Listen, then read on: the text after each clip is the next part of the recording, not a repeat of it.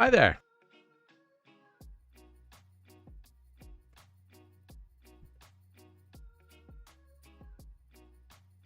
What do you know? It's Bicky's Restorations.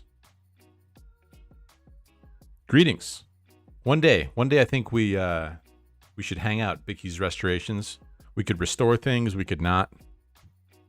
What's up? Breakthrough Odds first into the chat on this fine Wednesday evening. Hey, Andrew, how are you, sir? I'm pretty good, you know? I'm just chilling. I was thinking about going out to the strip to play some poker and decided why not just mosey on over to the home office and hang out with you guys. You know? Hi to myself 3 minutes in the future. Nice. What's up, Joel? What's up, Daniel T? What's up, above Alaska? What's going on above Alaska? What's it like above Alaska? Greetings to Alaska from Nevada. Poker, baby. What's good, Andrew? Just chilling. Dustin Dill, what's up? Ethan Price. That's one of my favorite emojis right there, Ethan Price. All-time favorite. Can't be anxious playing PLO, lol. Chilling like the villain Dr. Evil. Please come to Michigan for a meetup game. I agree, Dustin Dill. That needs to happen. I wonder how many times I'll say that needs to happen before it actually happens. It's already been way too many times.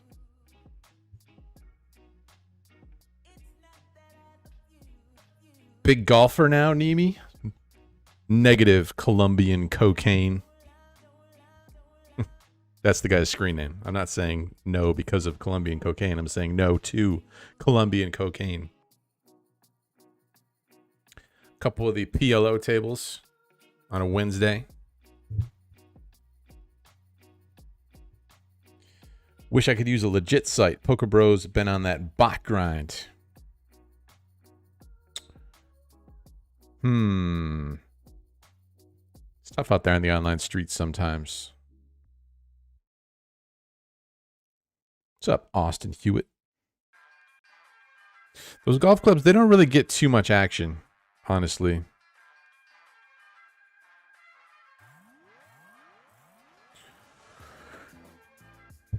I'm sure those clubs would appreciate a lot more usage. What's up, Fernando San Miguel Jr.? Loved the vlog you put out today. Congrats on the win. I didn't put a vlog out today, but maybe you watched it today. Came out a couple days ago. Benjamin Adler. Hey, Andrew. I, too, am playing poker tonight in Las Vegas. Benjamin Adler, thank you for chiming in. Thank you for stopping by. Thank you for the $2. Thank you for just being alive. Thank you for your presence, your enthusiasm. I wonder if Benjamin Adler can hear us, because he's probably at the poker table right now. I wonder if he's got the AirPods in, or if he is just watching the action while listening to the action. I bet he's at Aria right now. If anyone else is at Aria right now, go over to Benjamin Adler and donate $5 to him. What's up, Beach Fraser? Morning from the UK. Good morning, good sir. Yo, Andrew, when are you coming back to Texas, my guy? Greg Potter? I got a feeling about Texas, my friend. I got a feeling. I got myself a feeling. You know what happens when I get a feeling? I don't know what happens when I get a feeling. But this time, when I get a feeling about Texas, I think there's going to be some Texas in my future. Looking that way.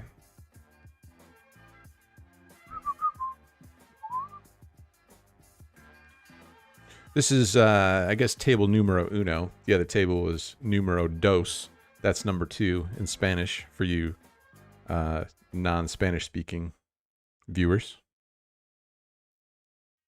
Fold this. Pretty garbagey hand.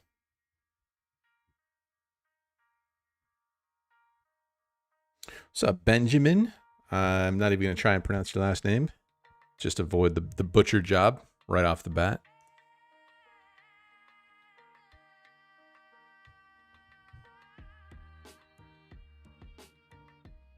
But Benjamin says, loved your last vlog. That was a pretty fun one to put together. These vlogs, they're a lot of work. Not going to lie. Some of them are less fun to put together than others. Last one was fun, even though it was still a lot of work. Before I started putting it together, I was like, at least I don't have to make graphics. Or not make them, but at least I don't have to insert graphics. And yeah, I guess make titles and stuff. All the words that you guys see on the screen. Us video producers, we refer to those as titles. Anyway, when I was before I started making that video, the one from the Hustler live stream, I was like, at least I don't have to put all the graphics in because it's the footage from the live stream. I can just grab it all off of there.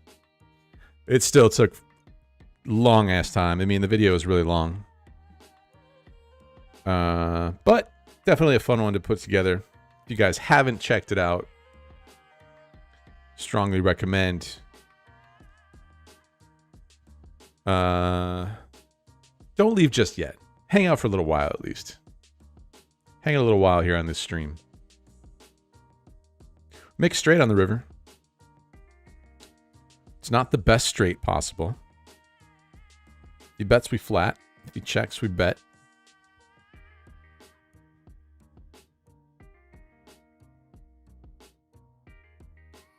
Andrew, do you dare comment on the bots on Bros?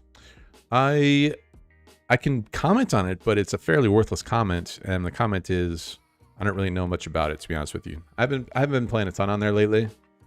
Doing the streaming thing on here a little bit, and of course playing the live streets. So I don't really have too much input for you, unfortunately, as far as that goes. But you're the second person to mention it, I think, unless you're the same person who mentioned it earlier. Benjamin Adler can in fact hear us, so the AirPods are in the ears of Benjamin Adler. 100% at Aria. Table 8, seat 1. All right, if anyone else is within the vicinity, I would like to make a request that they find Benjamin Adler at table 8, seat 1 in the Aria Poker Room and deliver him $5. Consider it a favor that you would be giving me. I kind of doubt anyone else is in the vicinity, though, that's watching this. What would the odds of that be? Low, I say. That's my guess. Low. Hey, Andrew, do you do any PLO study with Munker or any other solvers? That's a good question, Corey Wick. I do not personally use solvers, or I should say I have not thus far. But what I do is I study a training site called Upswing Poker and 2 courses by a man named Dylan Weissman.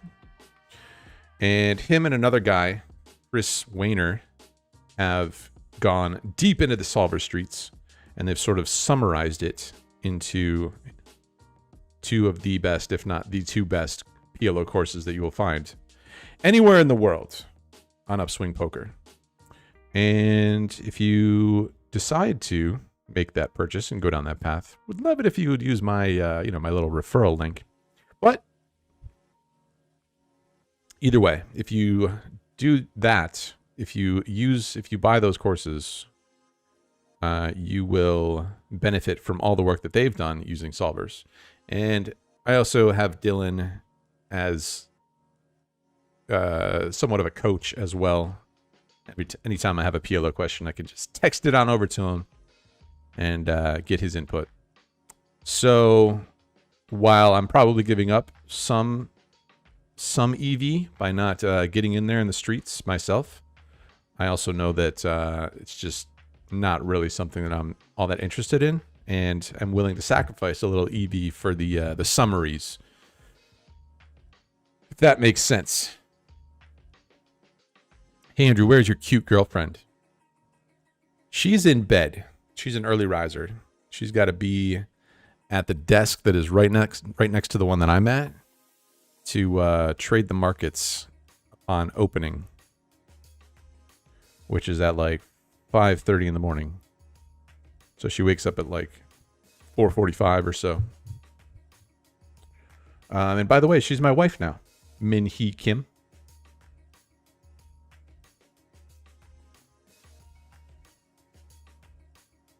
Need to get Jamin in another blog. Good idea, Joe.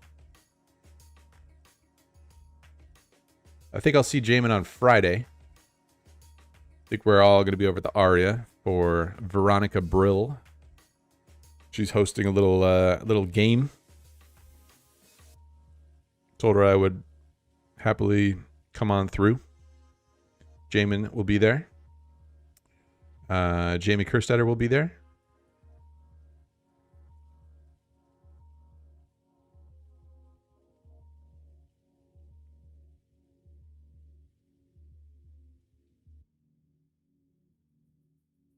Have you reached out to Firekeepers in Battle Creek? I have not reached out to them. I'm not sure if I've been in touch with them ever, or I know a lot of other people that play there have mentioned them a bunch of times, but I've never been there. We definitely need to get Detroit happening, so I'll make that a priority in the new year. When is the next mug at Grayton? It's not on the calendar, but always a treat going there. Always a treat.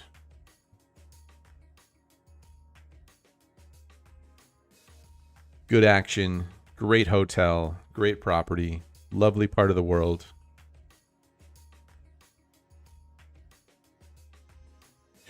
Alive for JCED.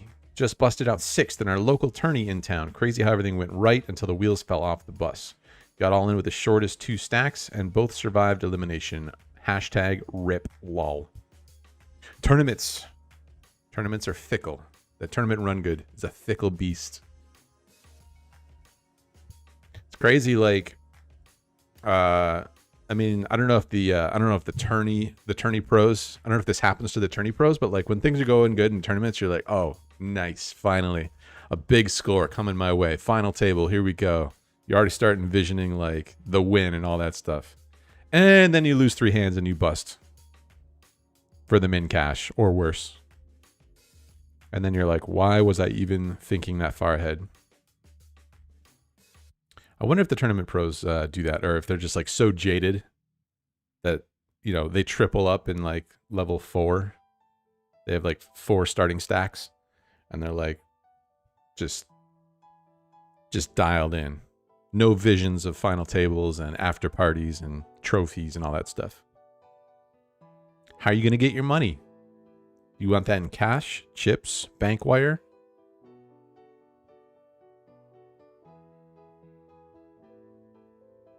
Hey, Andrew, do you invest in crypto at all? I do. I do. You want me to shill some coins? How about that Mongoose coin, huh? Anyone into that Mongoose coin? Wonder if anyone knows what I'm talking about.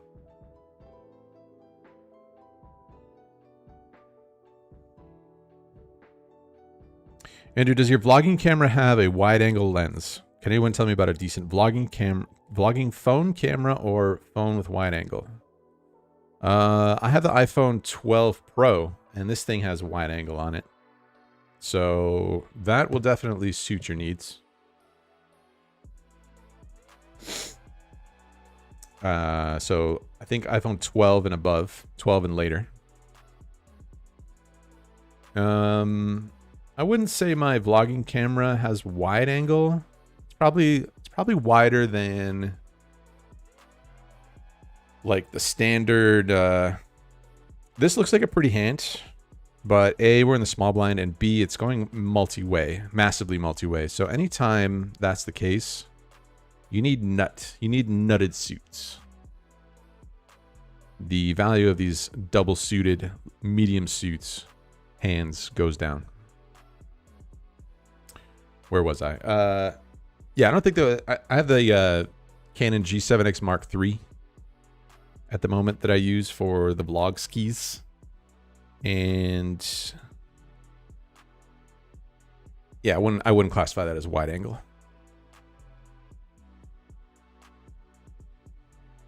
I do get a little bit jealous whenever I like see somebody using like what do you call it? Like a digital SLR camera with a detachable wide angle lens and all that stuff. Looks great. But if you're filming in casinos and stuff, you kind of typically want something that's a little more discreet than DSLR. What's up, Big Red Covefe? $5. And how's it going, little aerobic fat guy sticker? It's going good. Got a vlog out earlier this week that was a very fun one. Did you guys watch it? If you guys watched it and enjoyed it, click the thumbs up button and or the subscribe button.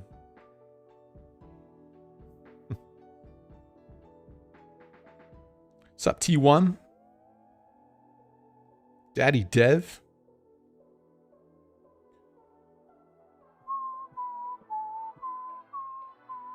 I go to Atomic Liquors every time I go to Vegas now because of you. That's why I really enjoyed your earlier vlogs.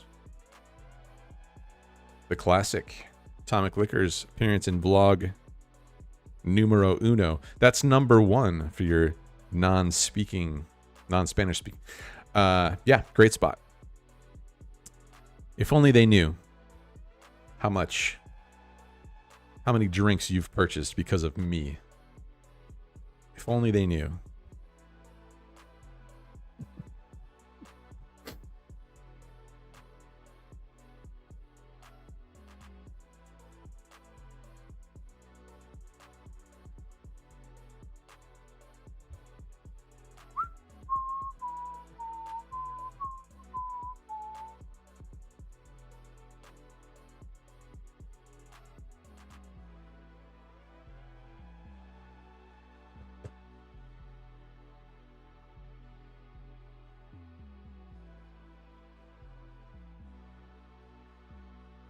Raising it up over here with the double suited hand on the button. Immediately get 3-bet.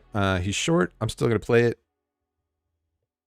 Flop an open ender. Back to our flush draw. We're just going to have to go with it with these stack sizes, I guess. I guess we can fold on a diamond maybe if he bets again. Make a pair. Just going to stack off here. Make a straight. Ship it. Action. The 10-10-5-4 with 1 suit. Not exactly a hand I would put in my 3-bet range. You do want to push big pairs. I think 10s are probably a little light. When you're on the shorter stack, you just want to get the big pairs in there. But the 10-10-5-4 with a suit I think might be a little on the light side.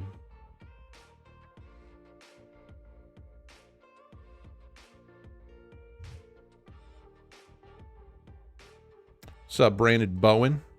Glad you enjoyed it. It seems like I do best in tourneys when I'm cold early. Smart man, Rams and Dodgers fan. You want to save the run good. Save it up. Save it up to the middle to late stages of the tournament. Blast on through those stages. You know, you can afford some run bad in the early going when you have lots of blinds. That's when you want to use your run bad. Smart.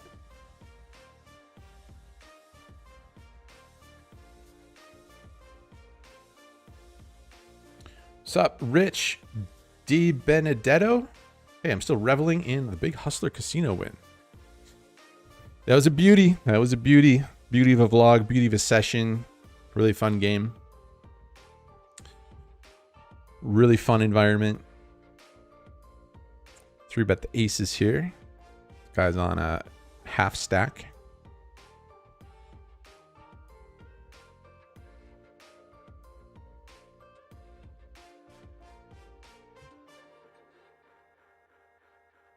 Good fold, dude. Good fold.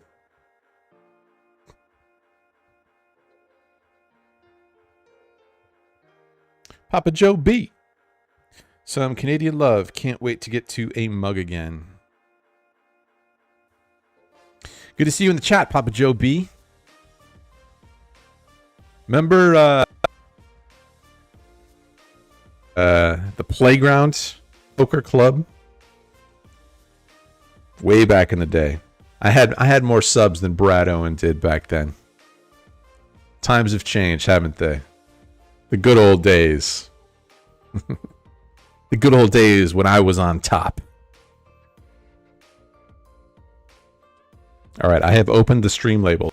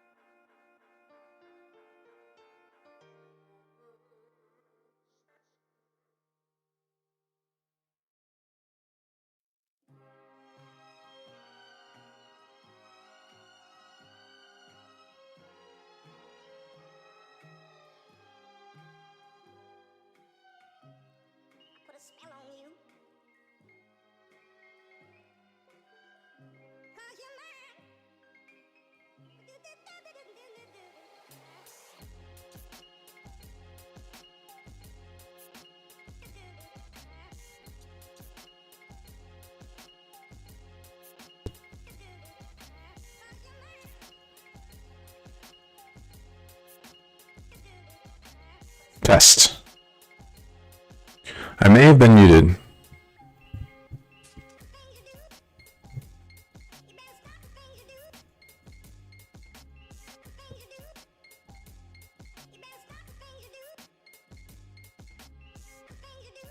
Test. Not sure. I may have muted myself there for a little while.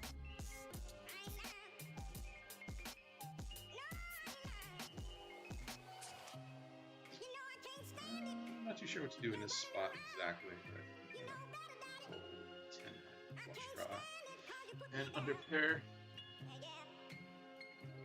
Let me know how the audio is at the moment. My USB cord came undone briefly.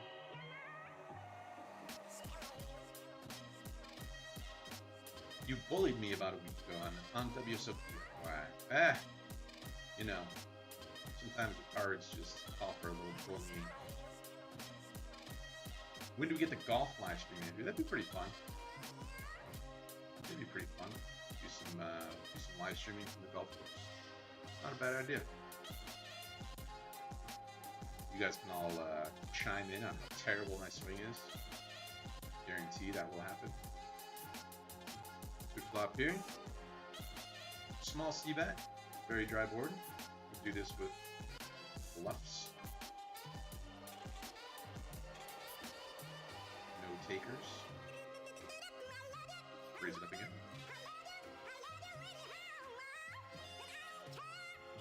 Any new casinos in Vegas? Resorts World is the newest. The 3-bet. I think I'm just going to jam it in there. Let's gamble a little bit here. Get to fold this hand. Hold this guy out. Can't be too bad, can it? We have the best hand pre-flop. Got some flush outs. That's not one of them. Ace high. Ace high good, right? This is a good hand too. Can't blame him.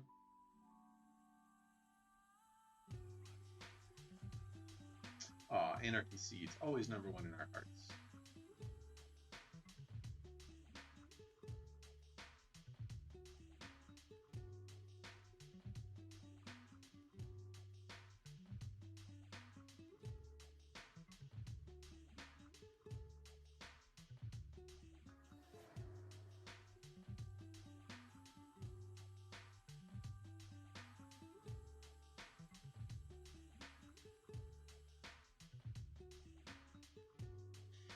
It's probably me playing with the microphone, all this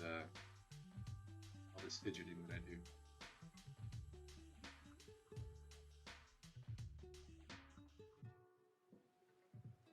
Good old days when the mic wasn't muted. Still #1 in my book, Nimi. Skill is skill. Yeah. First poker apparel I purchased was favorable. Still #1. Thanks. Love to see it. Pinner killer.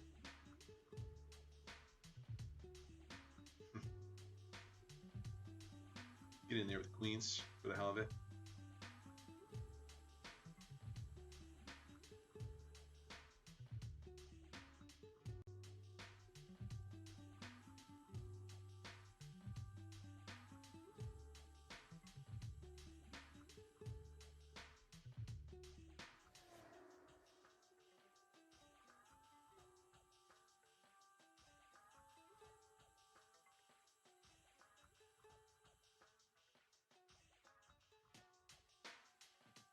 Yeah, Brad's definitely got the YouTube game down. Is the audio still shitty? Let me turn it up a little bit here. Test.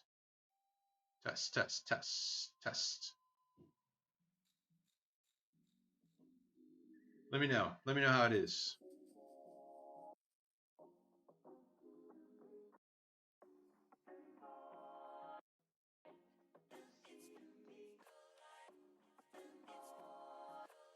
Test.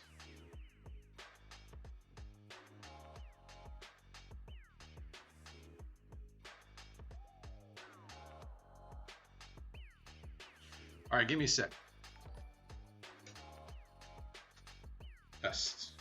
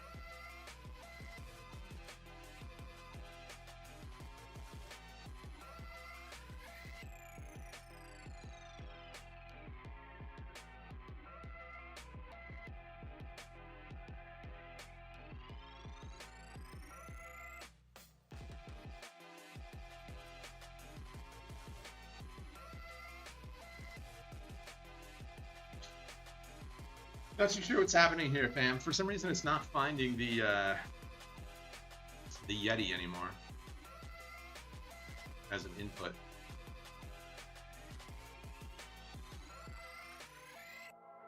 We do flop 2 sets though.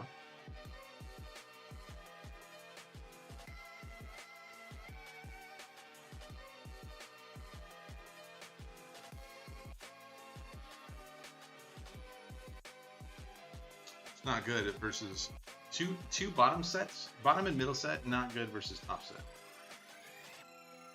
Unplug and replug, I've tried that 7 times.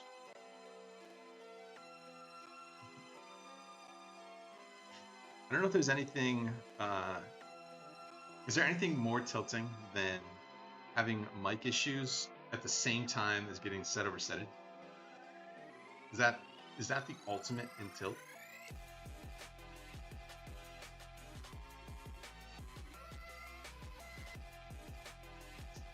Let me know what this sounds like. I'm not sure which microphone it's picking up right now, but it's probably not this one.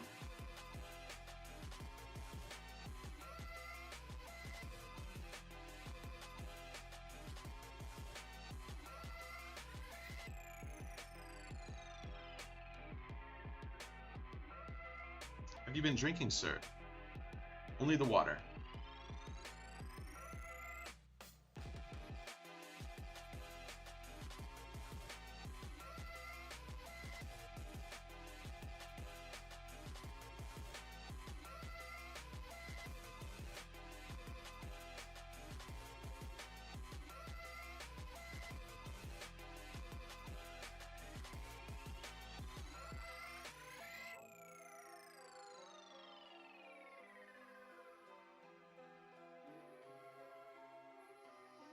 What's up, Garrett G? Thank you for the comment about the music. I'm gonna fold this, I think.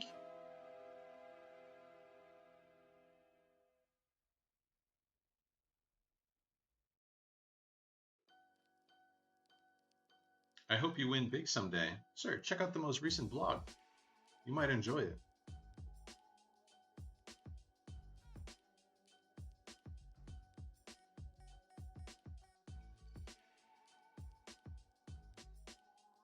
Nobody sign language could be the first to live chat via sign language. No, but one of my good friends is a teacher, deaf education. Interesting turn card here. We turn the blockers. Gonna raise.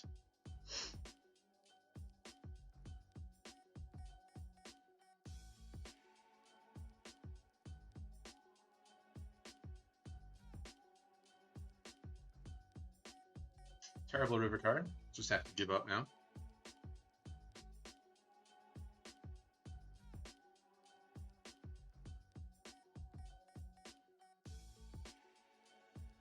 Terrible check, I think.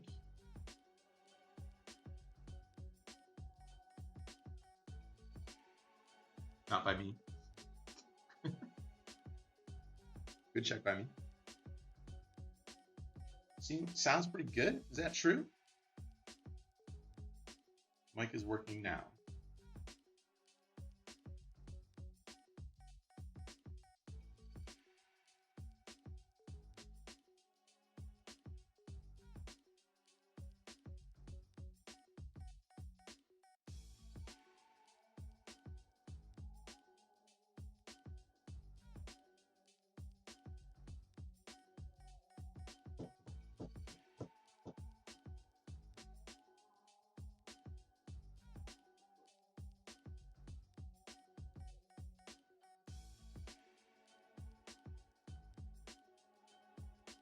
Are you a better golfer or poker player?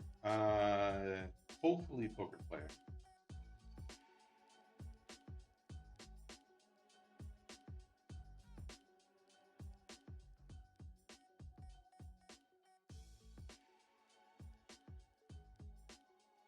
Sounds fine. Okay.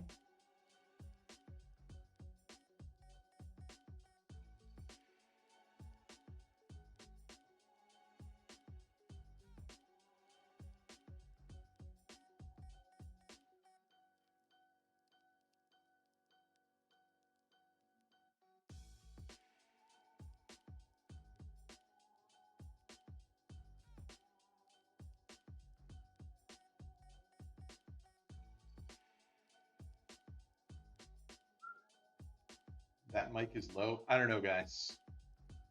I don't know. I don't know what to believe. Yeah, I mean, I think a restart might be the play, but we're just gonna roll with it for a while. Probably not a long stream anyway. So,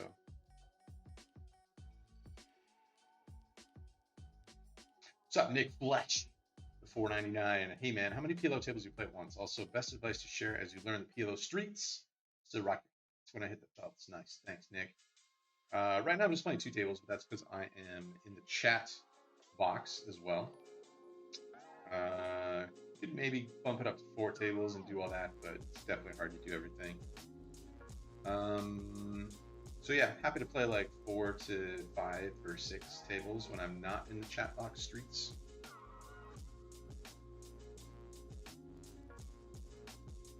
But if you're trying to learn this game, if you're trying to learn any game, just play like maximum 2 tables, I would say. 1 table is fine when you're trying to get your learn on. Best advice to share as you learn the PLO streets. It's, you know, I think people often look for like one aha moment or something like that, but you know, I could give you like a couple of things. You want hands that play well multi-way, meaning nut flush draws and high pairs. But really you want to focus on like everything. You want to learn about everything. So what you want to do is get yourself into the training site streets. I'm going to raise it up with this beautiful wrap. We do have a pair. I think that allows us to raise. Backdoor flush draw, also good.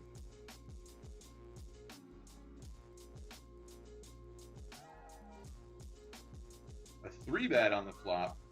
Going nowhere, son. A lot of good turn cards for us. Don't want to see a heart or a board pair. Not fade the heart. You have the 9 of hearts. I mean, he's repping a set of 8s. So we'll see what happens here on the turn. Maybe check back the turn and then cut the river. We do make a straight on the river, so we don't have to bluff anymore.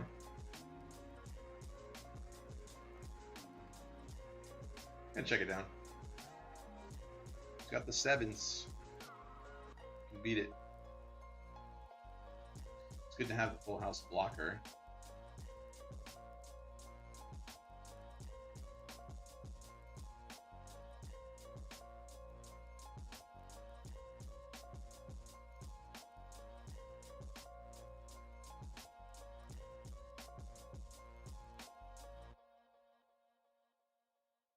Testing, testing.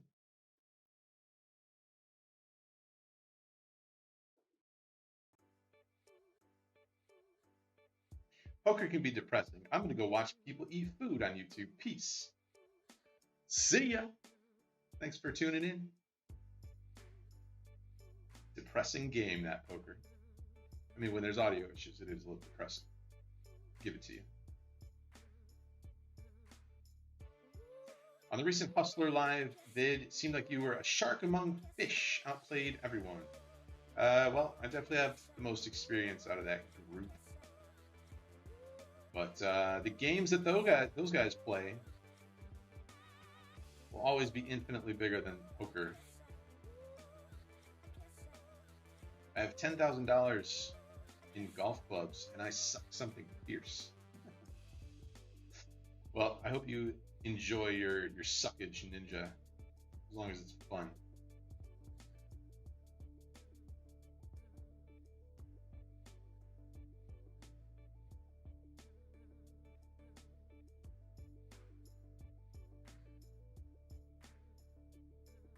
Your mic is real clear. All right. Where are you guys coming at us from? Hit me with some cities, some towns. Where y'all at?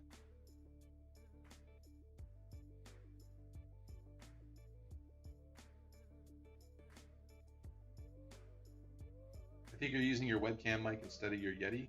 For some reason, the Yeti mic is not appearing in the selector thing.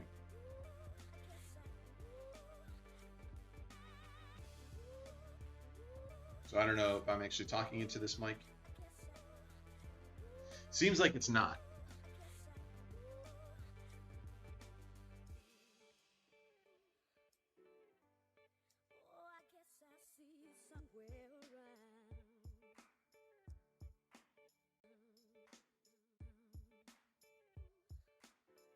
Could you see yourself releasing a blog about live PLO? There's several of those.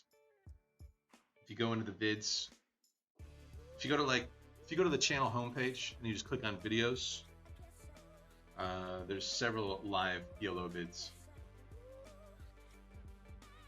And some of them feature Dylan Weissman giving me feedback on my hands, as well as like the blueprint for live PLO and like 3 pretty simple tips. You guys were talking about that, like some keys to PLO. Go into the vids, you guys. Hey, Jamin Burton. Jamie, can you fix my microphone?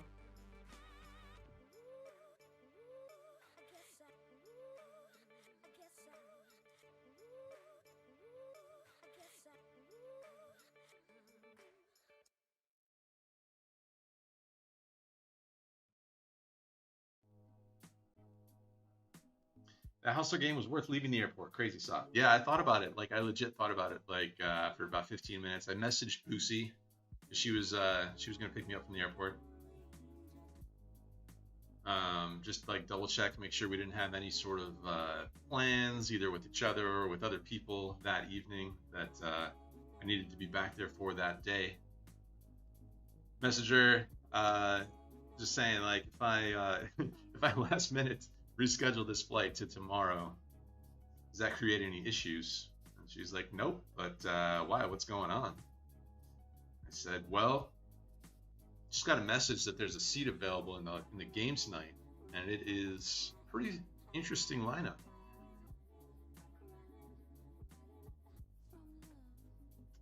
And she's like, I see what you mean. No commitments back here in Vegas. So I went back to the hotel that I had just checked out of. Checked back into it, got back into the same room. They had like halfway cleaned my room. The sheets were off the bed. We'll play it for the fans. Maybe a little light. This 6 of spades, don't really love it. Kind of disjointed here. Up a double gutter, backdoor diamonds.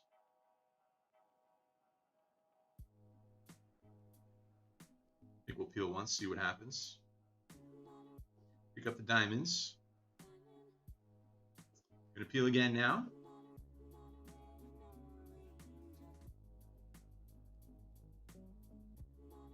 What a card. What a card on the river. The deuce of clubs. You love it. Love to see it. Love to see it.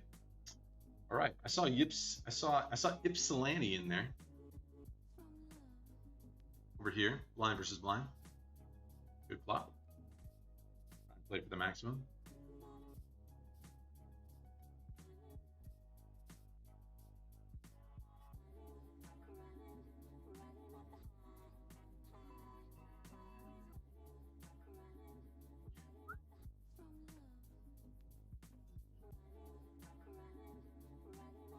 All right, Nashville, Dallas, Lexington, Glasgow,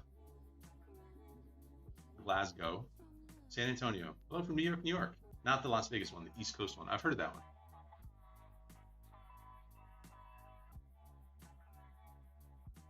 Fairbanks, Alaska. A couple of viewers from Alaska. Australia in the house, UK in the house. What's up, Alex W. in Los Angeles. Sacramento. Florida looks well represented. Texas is well represented. A couple people in Nashville. A couple people in NYC. Niagara Falls. Beautiful. Defend here. Double gutter again. It's pretty short. I say we just rip it in, see what happens. See if we have any fold equity. We do. Toronto. Israel. Hello. Saskatoon, Saskatchewan. Our neighbors to the north. When are you coming to Pechanga? No plans.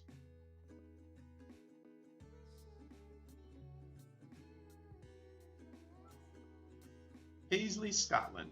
How lovely does that sound? Paisley, Scotland. International Space Station. What do you know? Wickman, watching from outer space. Somebody needs to take the vlog into outer space.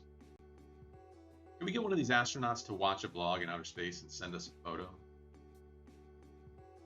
Doesn't even have to be my vlog. It would just be quite an accomplishment for the poker blog lore. Tucson, suburb of Chicago. Papa Joe B in Toronto. The last video was one of the best YouTube poker moments. Poker YouTube moments. Happy to call here. Pretty good flop for us. I think I'm going to put some pressure on him if he c-bets here. All sorts of backdoor stuff. And top pair. So we can rep it. We hope that he doesn't have aces with a 10. That would block some of our outs and also encourage him to continue. But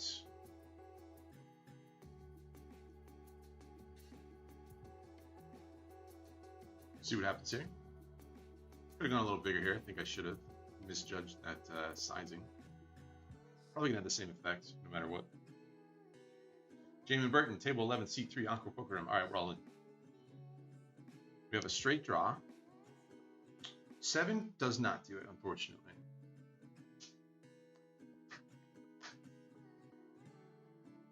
Let's get the let's see if we can get the equities for this hand here real quick. It would be interesting to find out.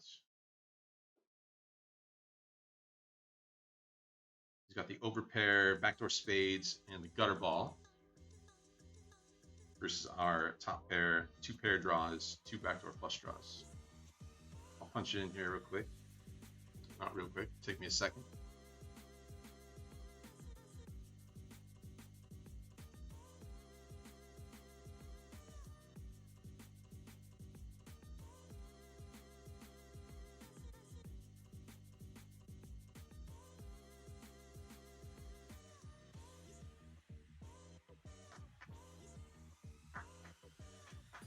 All in again.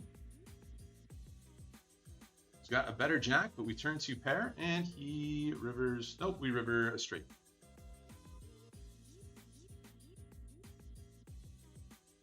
Swing game that PLO. Got the aces over here, 3 bet it. Short stack. All in, call. Still winning. Still winning. Dead to a queen or a 10. All right, let's see if I can do this. I think it'll be a pretty fair fight.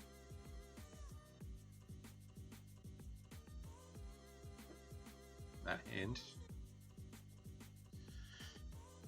King of diamonds, 10 of diamonds, Jack of hearts, 4 of hearts versus Ace of spades, Ace of hearts, 9 of spades, 8 of diamonds, flop, 10 of spades, 6 of hearts, 5 of diamonds. 62. He's doing a little better than I thought. He is a 62% favorite in that hand.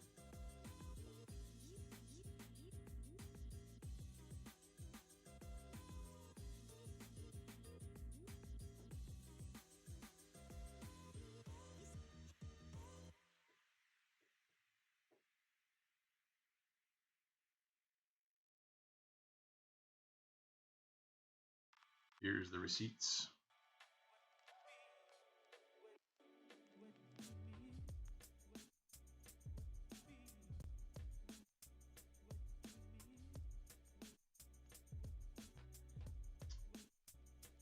$62.5% favorite.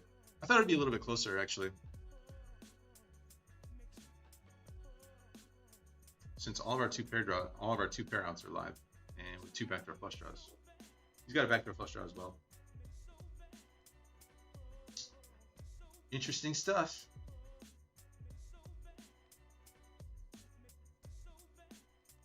Vegas Aviation says these streams are the best. Sorry about the audio issues today. Next time I'll be a little less handsy with the microphone.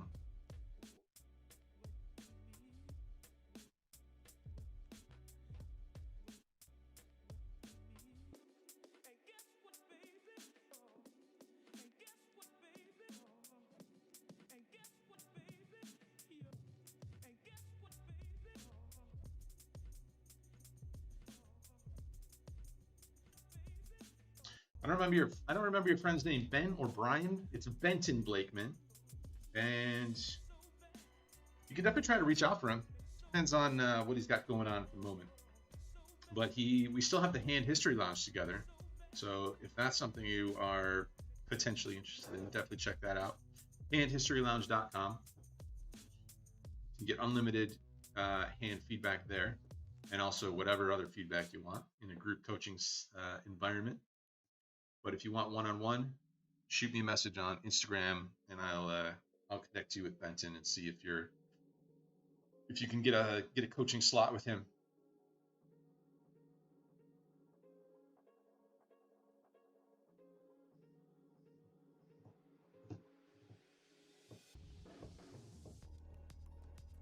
Missed you in LA. I want to go to a Vegas meetup game. Make it happen. Ace King Jack 5. Get after it a little bit here. Not the best flop, even though we have a Jack. Guess I'll check. Usually check range on this kind of a board. He's too short for us to like barrel off.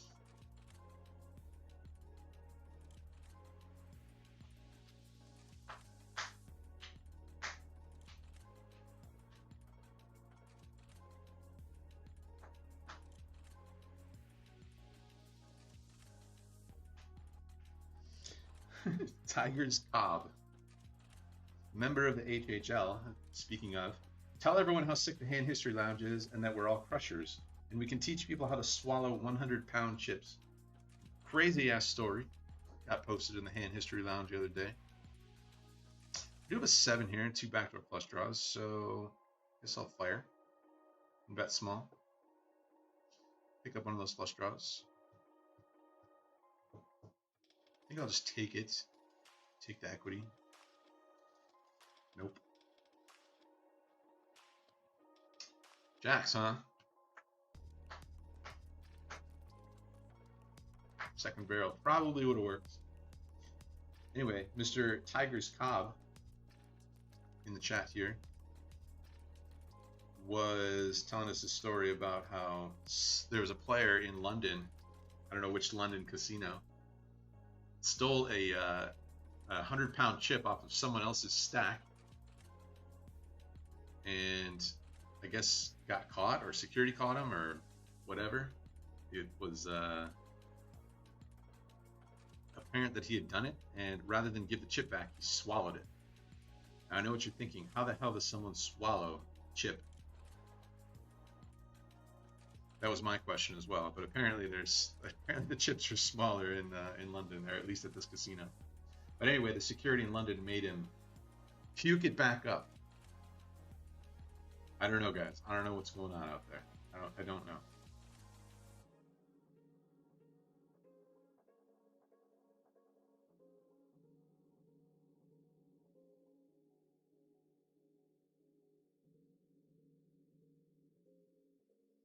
Don't ask me. Call it off here versus Snowflake if he rips it, which he does not.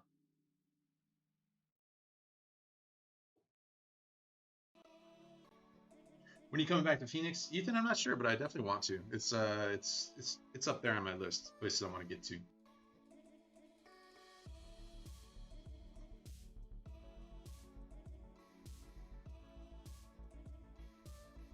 I heard from Mr. Plato Poker, who I don't think is with us in the chat at the moment, but I heard that Arizona is going proper no limit. So I'm definitely going to want to be over there, Ethan, when that happens. And that might help the PLO games get some traction as well. No more spread limit.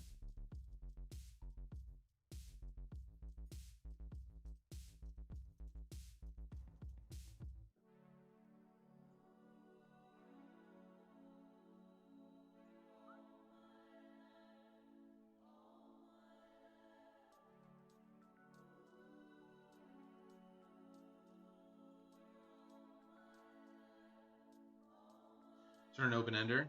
Still have a full house draw with the kings.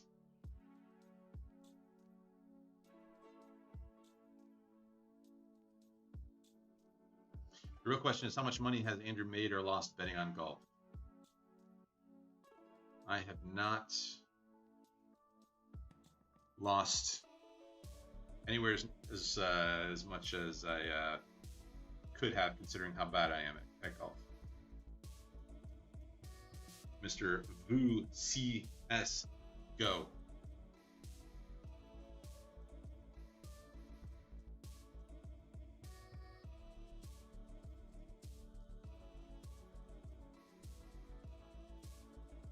How are you overall? How are your online winnings overall? I would say so-so. As we raise it up here, the double suited hand out of the blinds. Yeah, nowhere remotely close to as much as I've made playing live poker.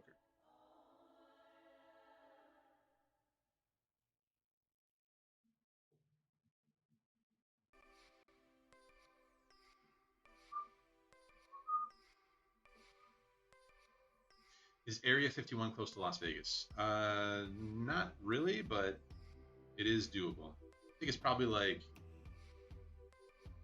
a couple of hours, hour and a half maybe, outside of Vegas. Went out there once.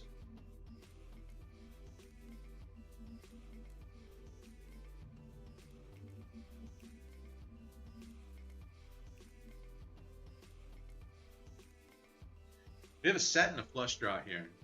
I think we're just going to get this in. If he has a straight, we're a favorite over that hand. If he has top set, it kind of sucks. But we're just going to get this in here. He folds. Maybe he had the blockers.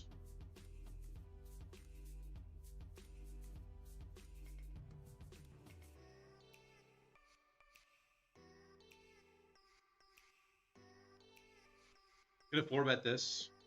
Good hand here. Put into our 4-bet bluff range. Raise it up, stack off.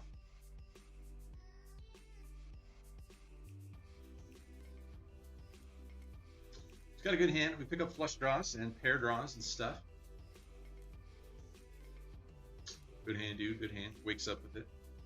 Your 4-bet bluff candidate hands in Pot Limit Omaha are going to be double suited ace high connected hands, as you block them from having aces, and when the money does get in, you still have pretty good equity with double suited hand and some connectivity to it.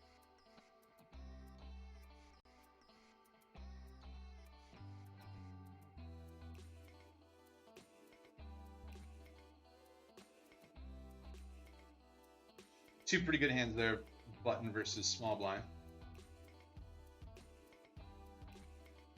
I would never want to chip back if it was in someone's stomach. Well, hopefully they swapped it out. Gave him a different one, hopefully.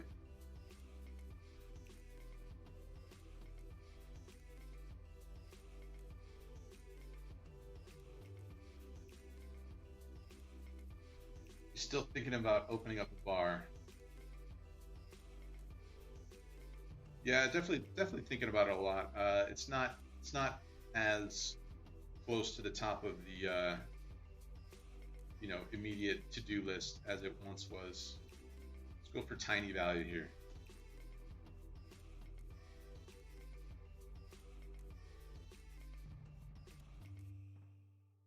We get the tiny value.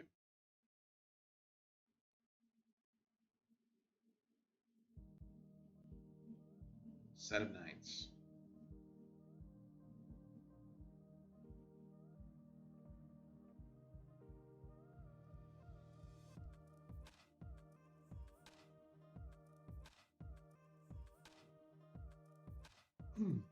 What kind of no limit does Vegas have, and what will it change to? I was referring to Phoenix.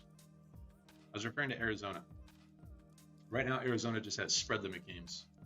You can only bet a max. Well, it depends on the game. Typically, the biggest game that goes at like the talking stick in Phoenix, Arizona, is like a 600 spread limit, I think. So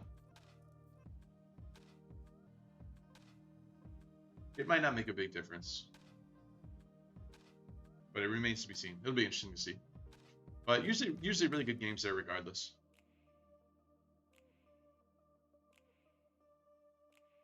What was the reason to switching to PLO from No Limit? Just kind of like bored of doing the same thing all the time, which is kind of standard for me. Standard for my life.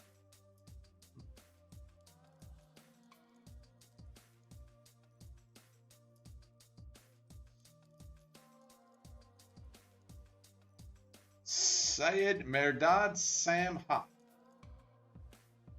Thank you for the $4.99, buddy.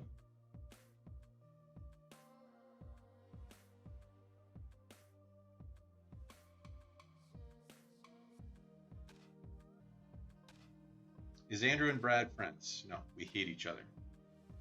That's why we work together all the time, by choice, because we hate each other. Hey, I remember how excited you were when you started vlogging. Why did you let him go away?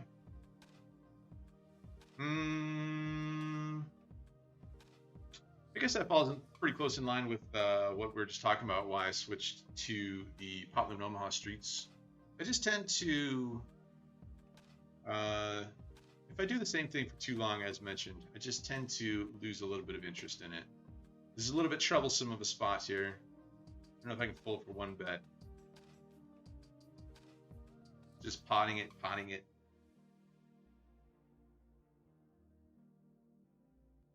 It's not looking too pretty.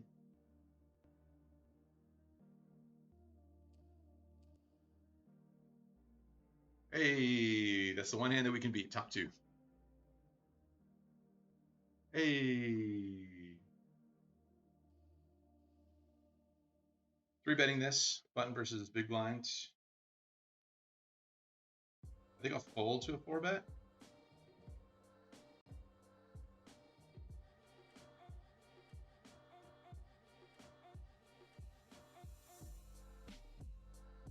I'm just gonna pot get it in here with the king high flush draw. Some overcards.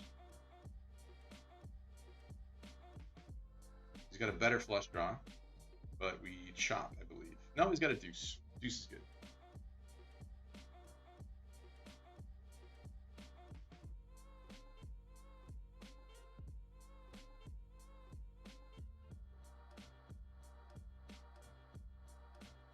Andrew and Brad used to live together. Not true. Not true, Pat. We did. I guess we were roommates down in Cabo, so that counts. I guess maybe.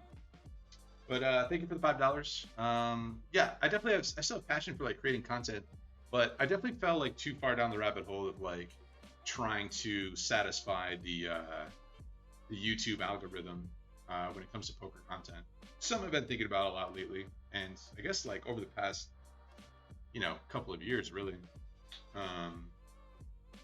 YouTube, if you're gonna make poker vlogs, then the YouTube algorithm really wants you to focus on poker hands. So Brad's done obviously the best job of that. He's done the best job of like keeping things consistent, delivering what people want to watch. And I like to be a little bit more, I don't know like what the word is, but like I like to incorporate, B-roll and drone shots and, finding music that like fits the scene and all that stuff. I get enjoyment out of that. And everyone gets enjoyment out of like seeing the numbers go up, Everyone wants to get everyone wants their channel to do well. They want to see channel growth and all those things. And you get rewarded when you make poker vlogs by just consistently kicking out poker content and not having people skip certain parts of the video.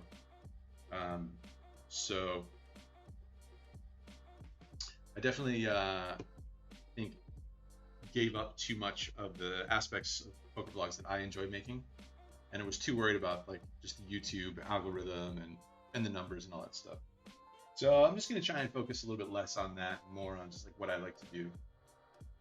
Focus on the happiness game rather than the YouTube game. And I say that, and we'll see what happens, because a lot of times I've like said I'm gonna do things and then just kind of fall back into doing what I think I'm supposed to do as a content creator, as a professional content creator.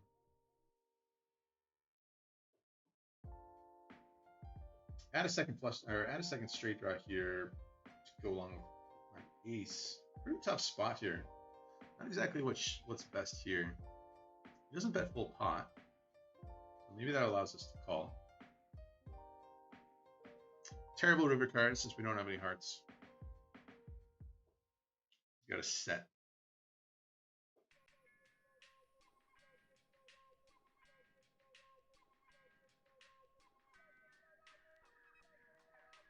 Have you noticed a change in viewership between PLO and No Limit Hold videos are generally the same? It's definitely less for PLO. So that's another thing, you know, like I've been really enjoying being in the PLO streets and playing some PLO games.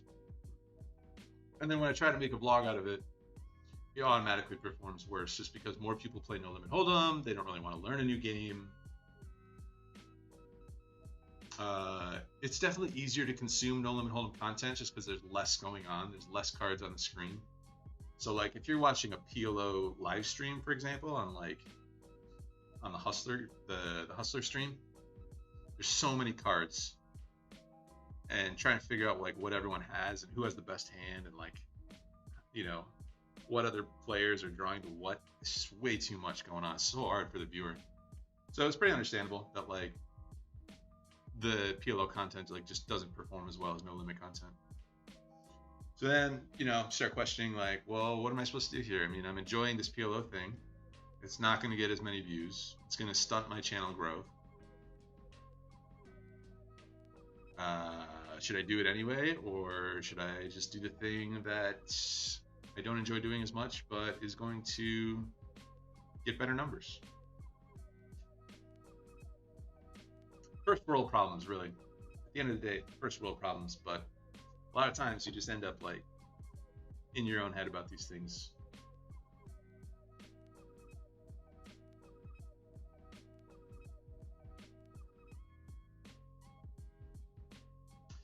Hi, Gonzi. I see what you did there, buddy.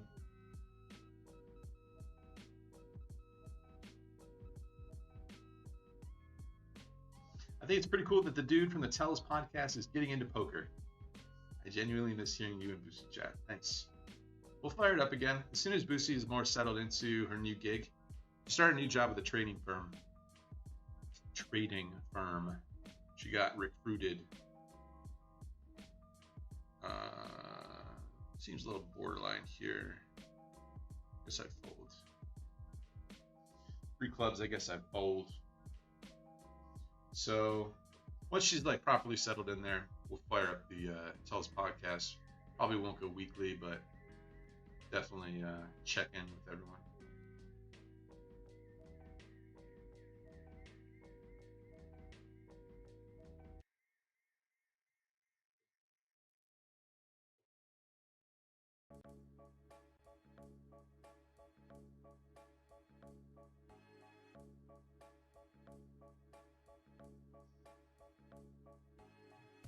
I see your comment, Brad. I just talked about a bunch of that stuff, basically.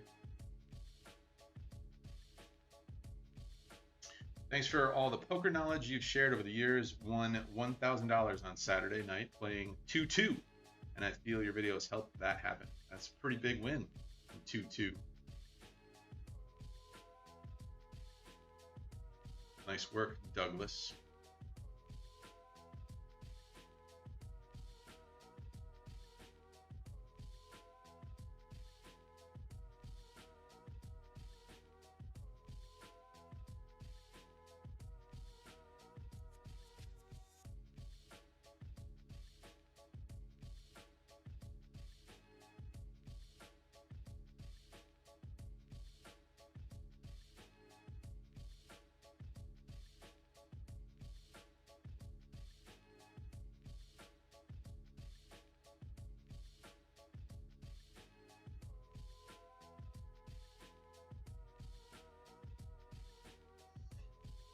Get 4-bet here.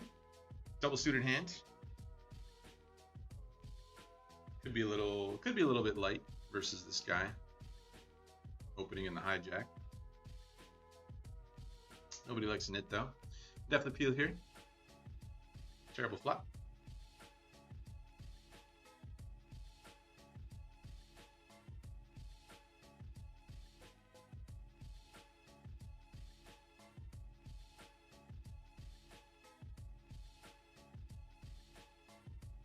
What's the club set in the back?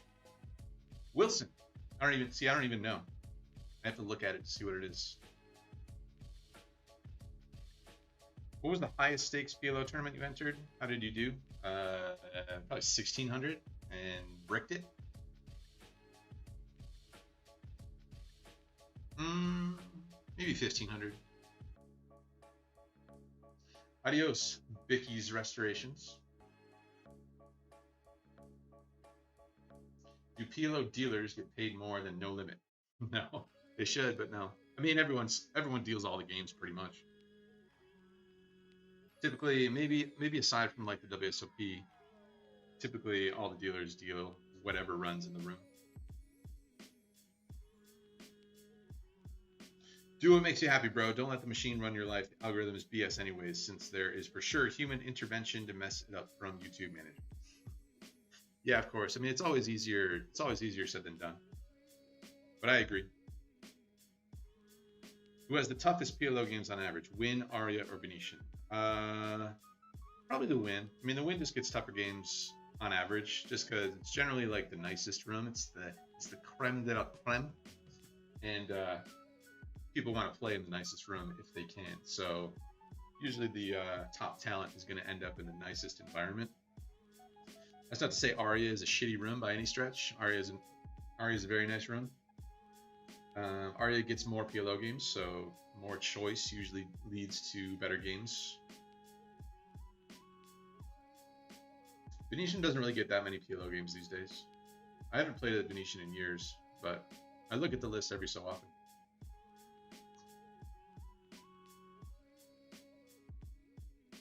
Is this live?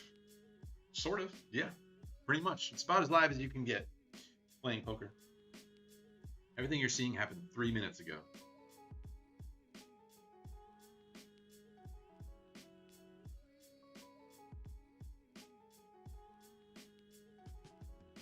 When's the wedding? It was in the past. It already happened.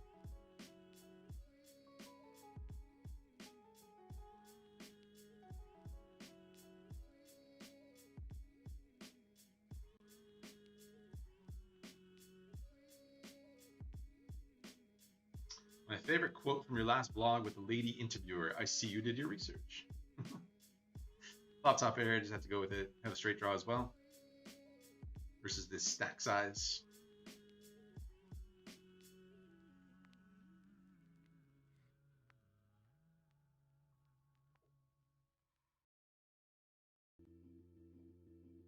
If you start banging out PLO blogs left and right, could help build the game.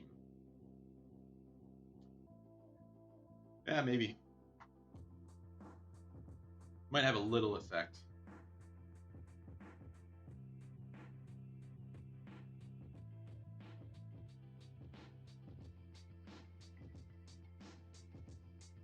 I think it would take more than one man making videos on YouTube.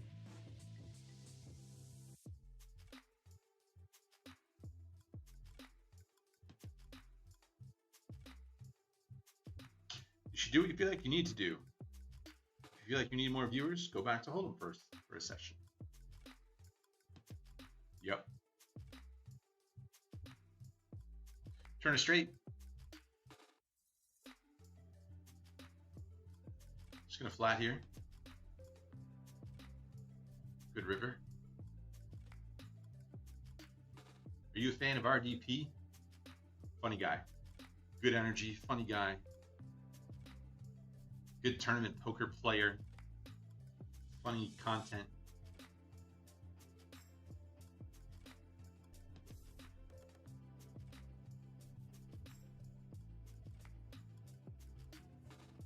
Should I watch Molly's game? Yes, you should.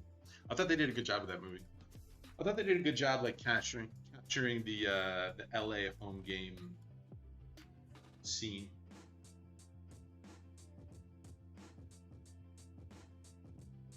I bet there's a lot of people that saw Molly's game and were like, I don't think these games are like this.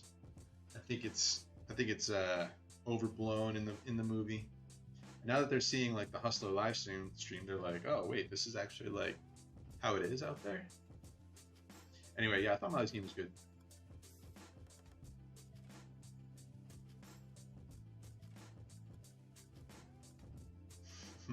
What's your least favorite comment you've ever received from a fan? I don't know. There's not anyone in particular that comes to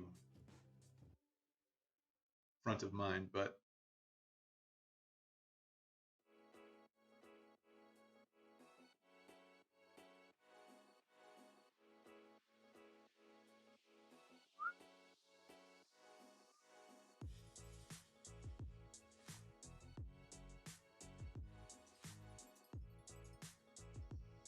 Just gonna keep punishing this guy. I mean, he's gonna punish us eventually, if not immediately. Maybe this is probably a fold. King 10 10 3. Probably a fold, but we'll gamble with it. Two suits. I mean, two suits, for God's sakes. Come on, 10 or spade.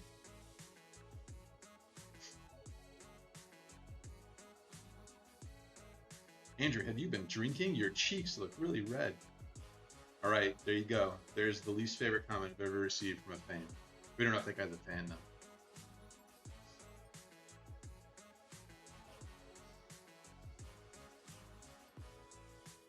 Typically, when there's a shorter stack in the blinds, it's supposed to do this thing, I guess. It's supposed to raise smaller. No, I have not been drinking.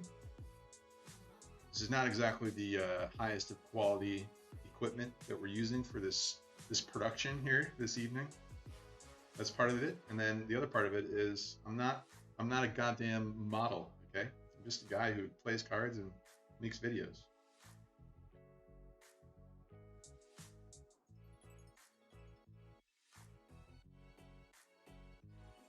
Yeah, but it takes twice as long to deal the whole cards. It does. Not only that, but they have to calculate the pot. There's going to be more misdeals if they're dealing more cards out.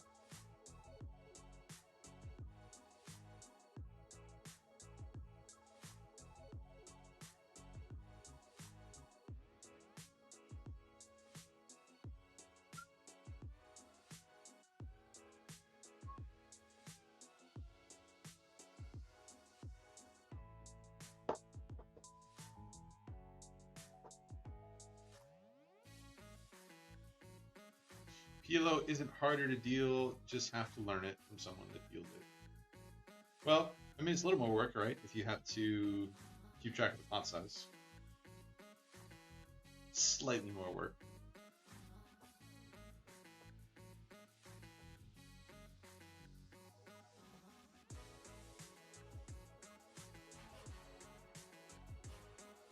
You ever had a PLO game in a mug?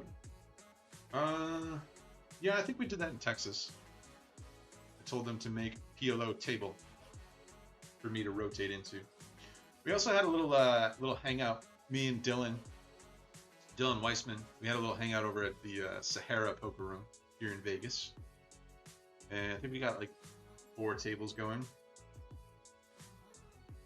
of just PLO. So that was pretty fun.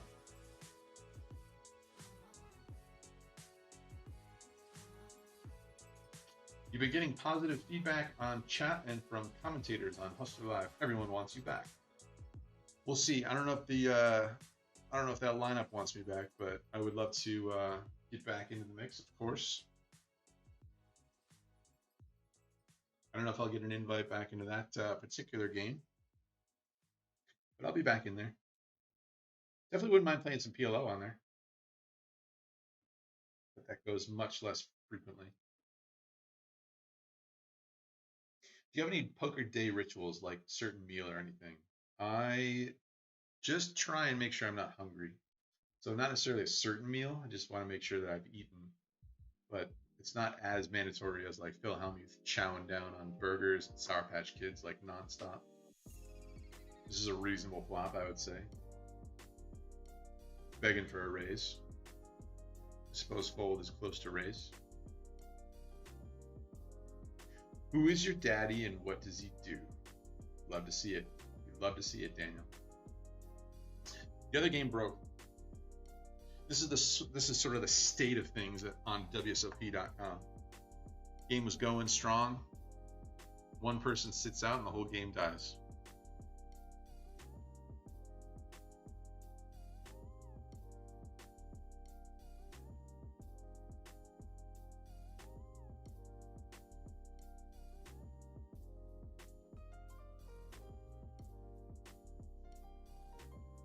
So I got this table. I hopped on the wait list for a couple of the other tables.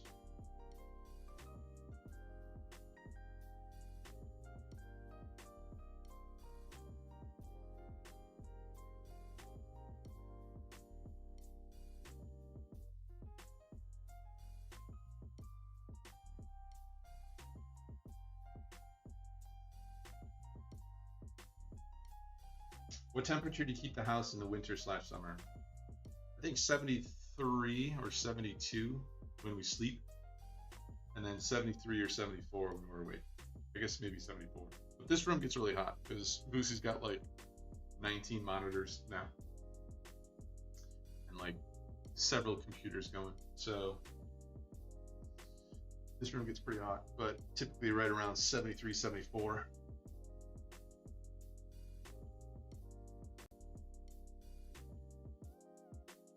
Are you ever going to go on a silent retreat? I won't say that I'll never go on one. I guess I could try like the 3-day. I don't know. I'm sure there's a shorter one than 3-day. So Boosie's done the 10-day silent retreat twice. This literally means no talking for 7 days or 10 days. You have meditation, you have guided meditation. I don't know if it's guided. You have like scheduled meditation sessions, scheduled meals, scheduled bedtimes, silence for 10 days, no talking. She loves it. She says it's her favorite thing in the world. Interesting plot. This is probably like way too loose. Dylan would be yelling at me. How does that go check, check? How does that happen?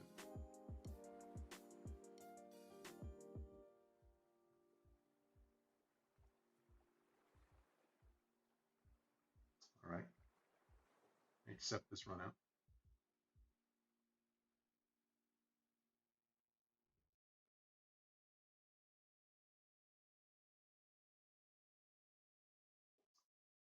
Okay. Worked out, fam. Don't panic. Nobody panic. He's probably marking me down as like a loose idiot after Ray's calling that hand pre-flop. Hey, we had the best hand pre-flop. I read him for the 8s.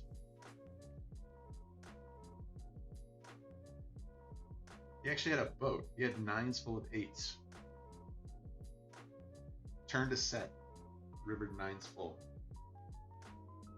Why does he just flat call the river? What?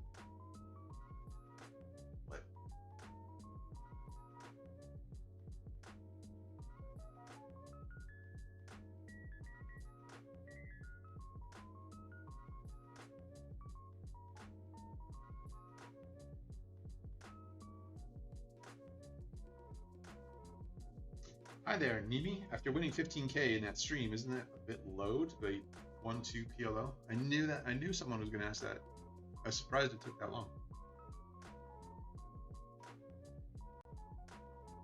Got a second table going here.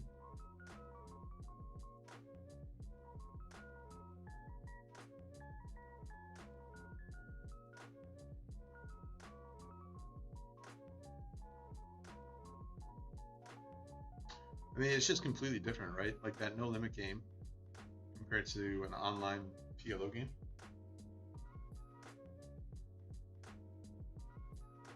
Like if I could get back in that no limit game right now, wouldn't say, no, I'm just going to play 1-2, no limit.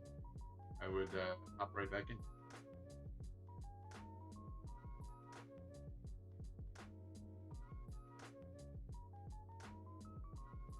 By the way, this is the biggest PLO game that's going right now in WSOP. Let's 3-bet this guy.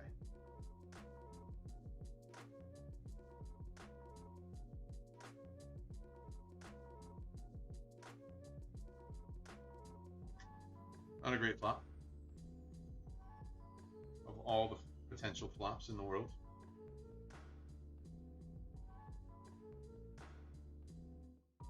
Hello, Paul.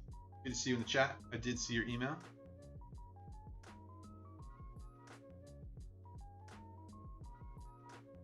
I think I'll check this back, go for the bluff on the river.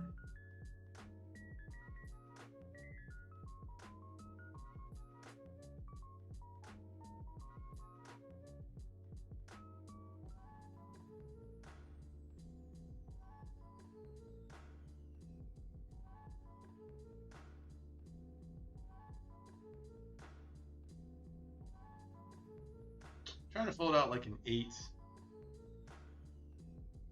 I don't know how many like 10s or jacks I mean, we have a jack. I don't know how many queens he's really going to fold. Folds whatever he had.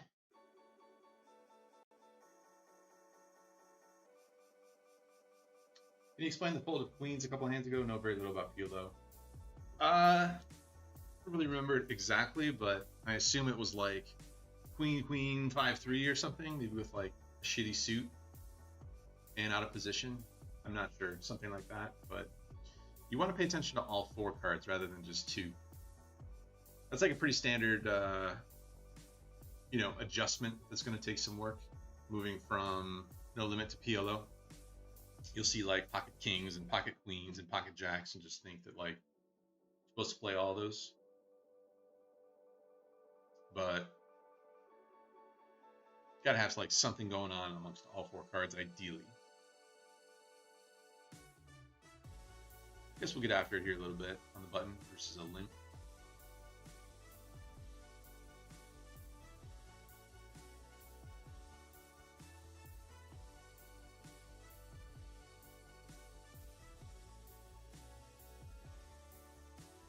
Leads out on an ace high board.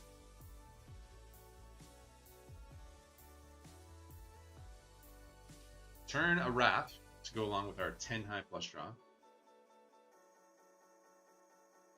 think I'll just take the equity. Good river card.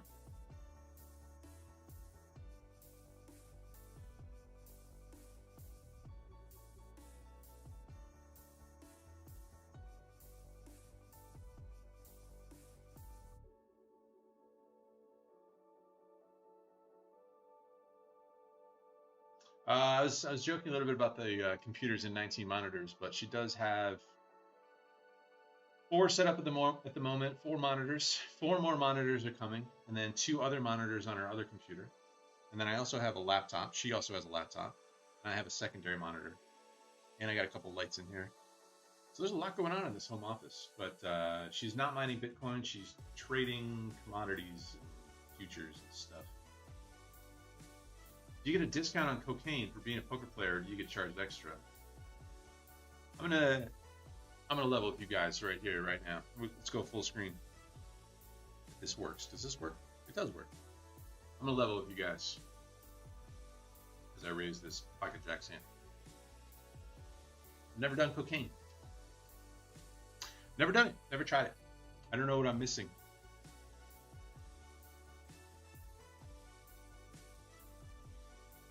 You guys, have you guys done it? Is it fun? Am I missing out? Is it overrated? Is it overpriced?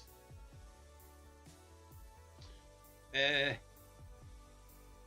think I might just fold. Maybe that's too weak. All right, let's call.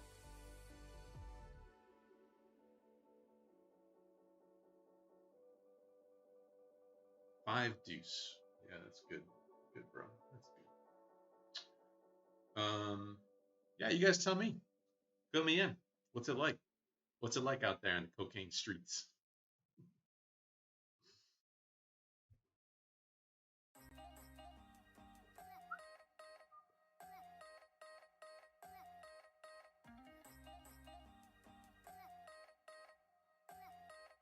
If I had some sort of a blocker to this straight, I would just lead right out. Seems like a good card to bluff with, but don't have it. 5-4 good. How do they keep turning these 2 pairs? How do they do it? Can't wait to see these replies.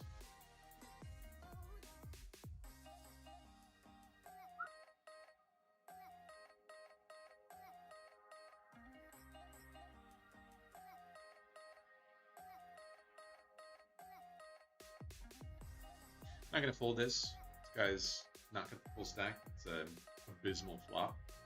So much potential. Down the tubes.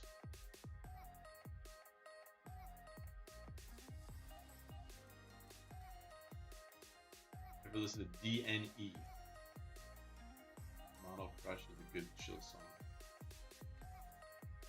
Not familiar. to worry about copyright nonsense here on the YouTube streets.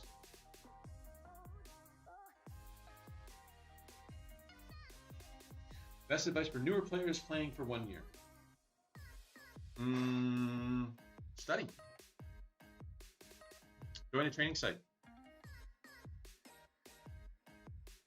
Join the Hand History Lounge.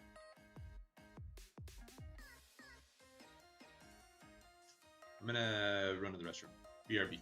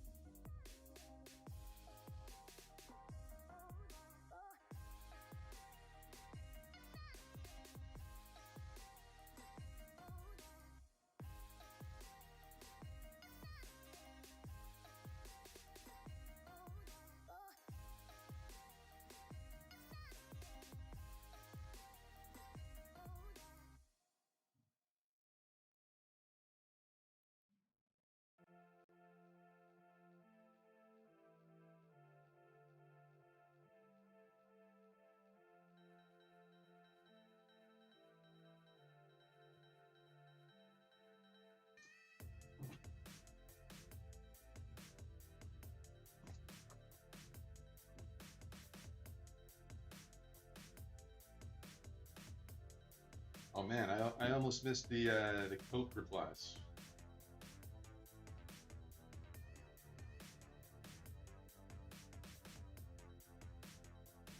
I have joined a third table, by the way. Let's see here. Cocaine was so fun that I just celebrated 10 years of sobriety last month.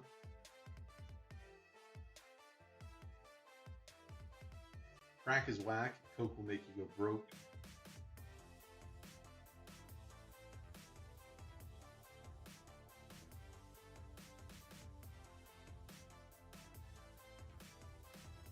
Finished third at Big Tourney at Bike Low, 5-figure score, and on the way home, hit Wine Gardens late night tourney for $50. I just noticed I played about 35% VPIP. Okay. Nice work, buddy. Anyway, back to cocaine. Let's see.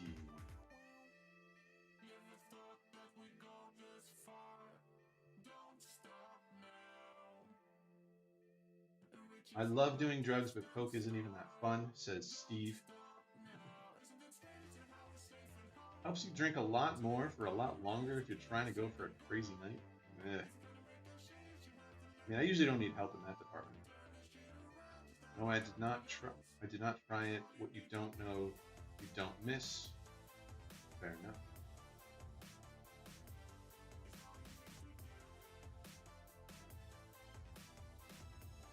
I feel like a very large majority of pro poker players use Adderall regularly, which isn't too far from Coke. I've never done that either. I worry about my heart, honestly. Bad news, never touch it. Thanks, Clintimus15. I enjoyed it as well. Not worth the headache the next day. I'm clean, 32 years. Fuck cocaine. Coke's okay off a stripper's flange. I can't say I've ever seen that usage, that word before. Usually I'm down with like, usually I'm pretty hip, you guys. I have not smoked crack in 39 years. It wasn't anything special, just a little better than sex with a perfect 10. Wow. Most card players have addictive personalities, and it would not be good to start using cocaine, but in a nutshell, you spend 100 to feel amazing for 5 minutes, then you want more.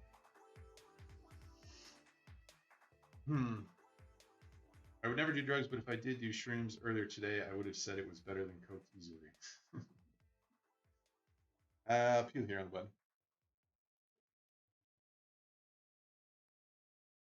Did you try weed? That is a yes. I don't mind the a little bit of an edible. I'm kind of a lightweight.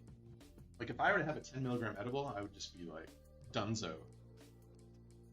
I don't mind the micro though, the micro dose.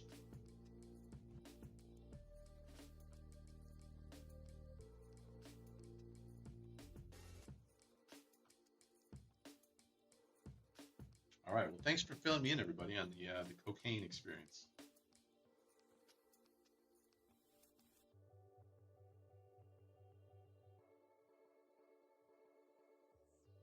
Ratchet. He likes it all. Coke is cool. Molly is better. I live in Redondo Beach, right down the street from where you filmed your intro in that recent video. That was cool to see. Welcome to the neighborhood.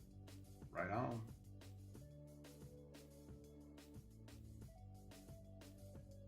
Andrew, what's the best area to live in Vegas? Depends on your personal preference. Lucy and I, we like downtown and especially like the arts districts. There's not really a whole lot of housing right there, but you can find stuff that's not too far from there. This is probably too light of a call here versus under the gun, but you're gonna flop the nuts. Seems like it's fine.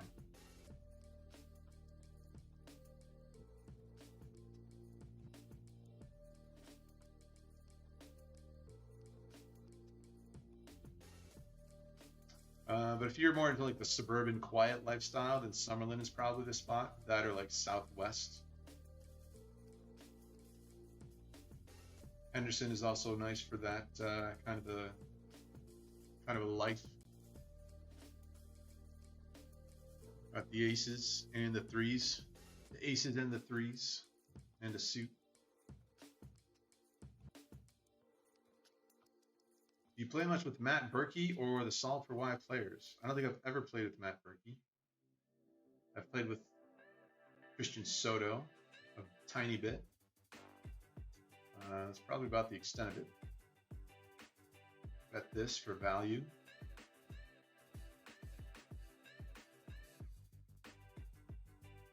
What's your handicap in golf, Mimi?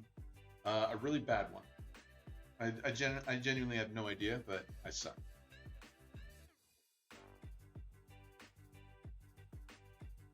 Coke's good to keep you going if you're too wasted. Keeps you awake and sharp. Man, you guys are hardcore.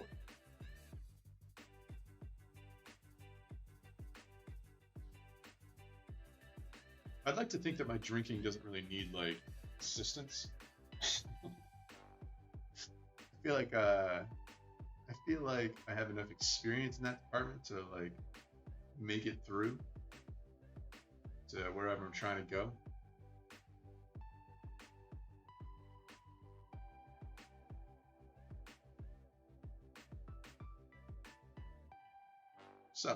What's up, Richard Leanhop?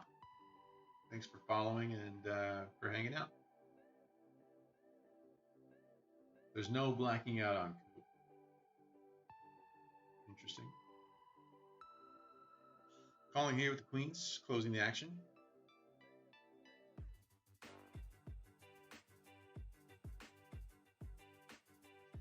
Any chance you might make it to the Biloxi $1 million heater at the Bow? Probably not.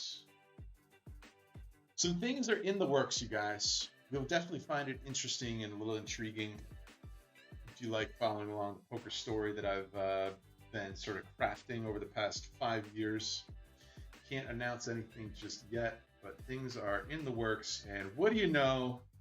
None other than N&N coming in hot with the old $49.99 chip leader of the live stream, chip leader of the super chats up there in the top left box, info box. He's got a good question this time, he says. Thoughts on Poker Brat's WSOP performance this year? Also, when are we opening up a brewery? These are good thoughts and questions. Let's see. First of all, thank you so much, my friend. You incredibly generous fellow you. We have a full house down here. I opened up this table. I can't remember if I mentioned that, but we'll fire forward off. Poker Brats, Yeah, Phil Hellmuth did it again.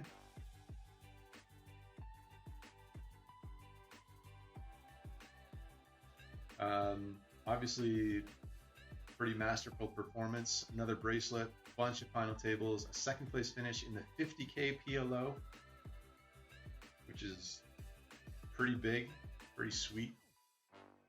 Yeah, man, he just does it. I guess that's what happens when you find the thing that is at the intersection of what you love and what you're good at. You get Phil Hellmuth. And yeah, it's definitely impressive.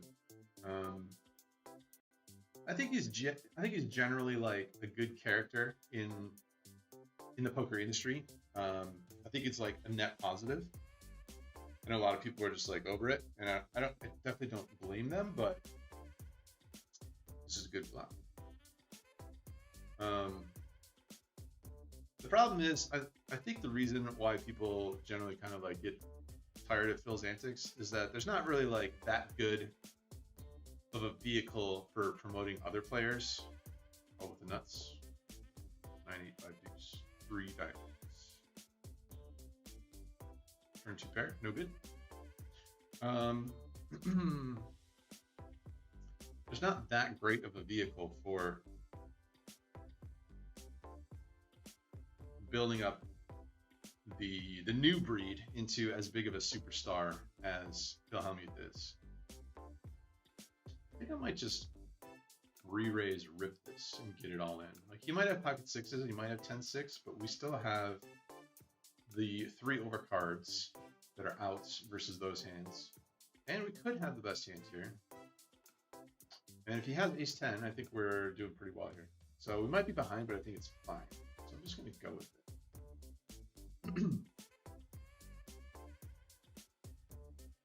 He has the pocket sixes. This is not really the ideal way to play this hand. I know, like I understand why he does it. He's thinking that he's getting the money in ahead, like when it does go in, and he's afraid of like the runouts because he's never gonna know. Like every turn card is bad essentially, aside from a 6. But you generally want to play that a little more passively. When you flop the underfull, you can play that one a little more passively than that. You don't want to just like rip it all in like that. I don't think. According to my studies. All right, and we win. So anyway, yeah, like you know, the Poker Go thing is behind the paywall. There aren't as many like characters being developed like there was back in the day on ESPN when they had all the WSOP coverage. And those are the platforms, the ESPN platform, and then like High Stakes Poker. Those shows really built out these characters, and that's just not there anymore. And so we see Hellmuth, we see Negreanu, we see Mike Mattisau. Again, all really great characters for the game, but it's like these guys over and over and over again, and like we don't see the development of some of the other guys that are like at the top of the all-time earnings list. Of course, Phil Hellmuth, he should have not all the attention, but he should have a hell of a lot of attention. 17 bracelets or whatever is pretty amazing, and he is a pretty fun character to have out there in the mix. The whole Poker Brat thing is pretty brilliant branding. But yeah, you're kind of like left to do it yourself. You're left to do it on your own. And I mean, you can blame like some of the. I'm not saying you should feel bad for like the poker players that don't get the same spotlight. They don't get their personal brand built up as much. I wouldn't say like feel bad for them, whatever, because it's kind of on them to do it these days. But I also like wouldn't just blame Phil Hellmuth for what some people blame him for, I guess. Second question from Anand is, when are we opening up a brewery? That's a good one. That is a good question as well. Not too sure. We got to chat about it. We need to chat. I think what I want to do is try and find We need to find some operational business partners here in Vegas. Brad and I, we had a bunch of discussions with a couple of guys that are operational veterans at this point in Vegas, and they have a couple bars. We had a couple meetings that went relatively in depth, definitely in depth. We had like 5 meetings or so, and just in the end, maybe not the perfect fit, not quite the right fit. So the search goes on. Thanks again, buddy. Always good to see you in the chats, whether you're dropping $50 bombs or not. Please don't feel obligated to drop a $50 bomb every time you stop in, and it's. Yeah, I watched the entire interview of. Let's see here. Check, I guess. Not sure if check or C-bet there.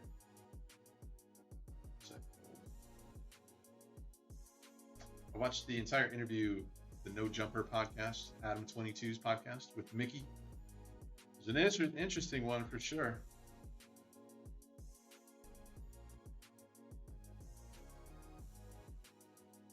I would say it's worth a watch.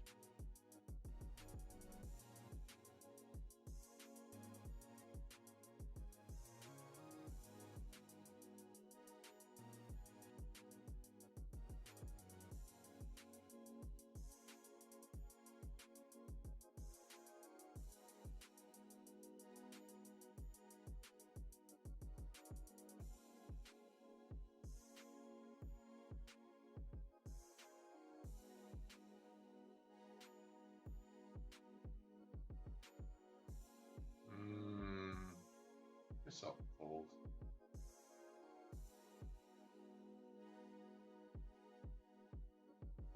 Recommendations on best training sites. Upswing Poker is pretty good, especially for PLO. That's where I would go.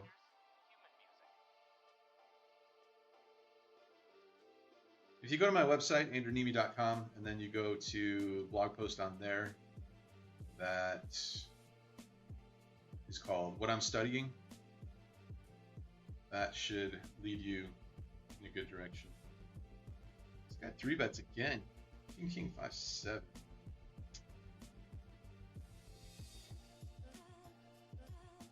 All right, buddy. Giving this guy a lot of credit here. Usually they have it the second time.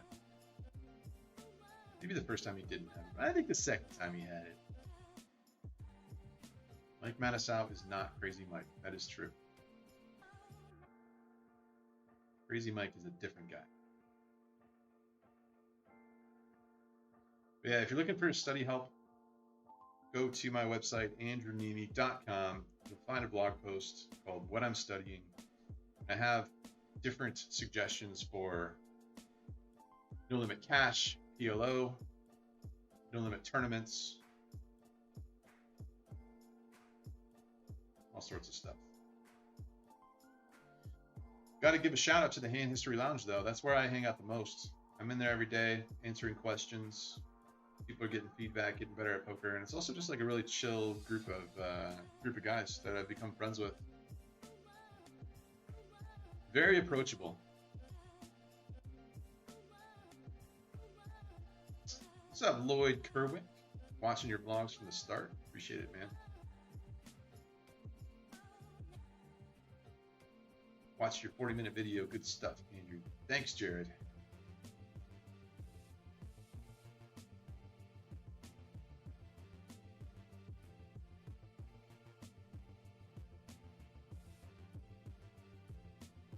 Called by the Jack High Flush. Reasonable.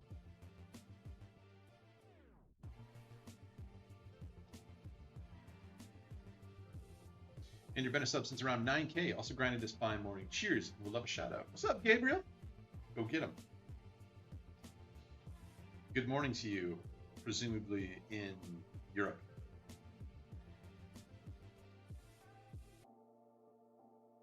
It is a little crazy how blogs have made a handful of relatively small stakes players big names in poker. Yeah, man, it takes work. It's all about like the storytelling and just having people get to know you.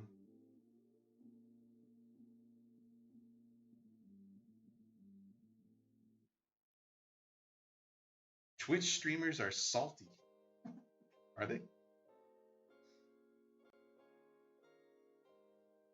I mean, it's pretty hard work. Professional streaming is hard work. I mean, so is vlogging. It's just different kind of hard. You know, like if you're trying to play like mid-high stakes and do it in front of an audience all the time and interact with chat, all that stuff, it's a lot. Wait, what Mickey interview? Go to search Adam22, or no, search No Jumper on the YouTube.com.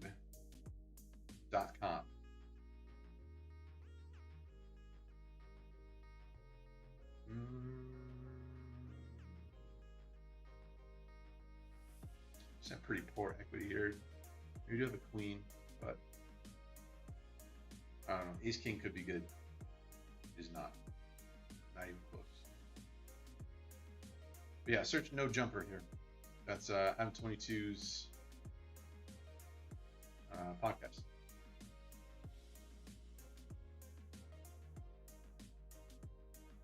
And you'll find an interview, 2-hour interview with Mickey.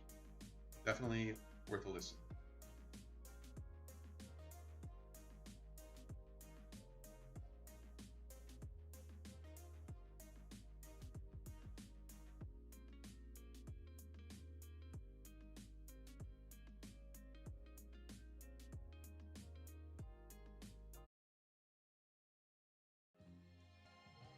This is a good flop.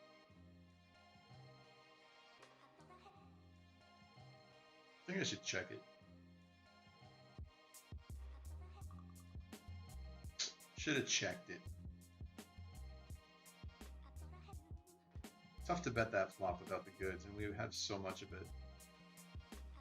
Better to try and get him to stab at it. Is PLO just a fad, or the pros sick of no limit tables being full and playing with suck out noobs? Definitely not that part.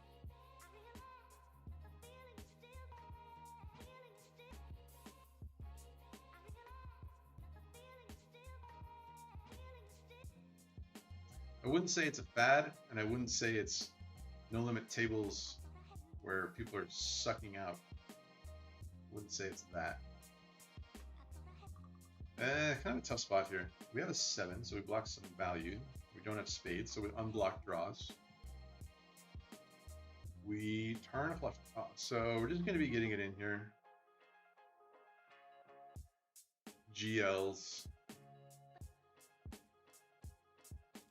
That's a good result.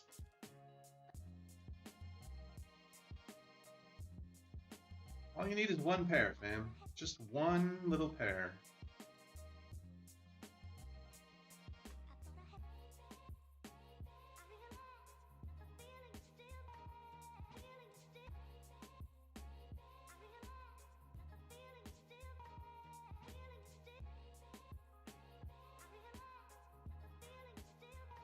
So anyway, no, I don't think it's bad. I mean, people, there's more action in it, as you can see, as exhibited right there. There's more action.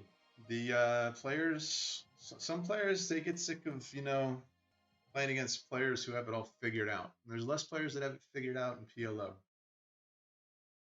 So you combine that with being able to play more hands, more action.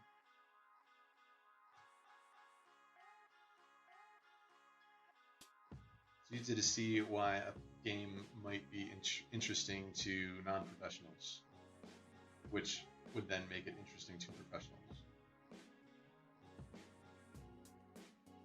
4 bets, kind of unfortunate. Guess we're supposed to peel here.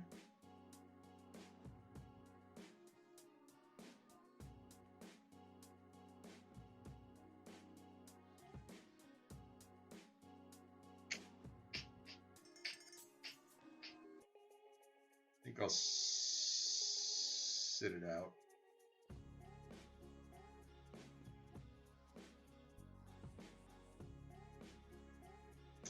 Maybe I'll run that one by Mr. Dillon. I mean, it's like he always has aces here when he 4 bets. And I don't know if this is enough equity to just go with it. So I'll have to run that one by Coach. We got one backdoor flush draw. That's it.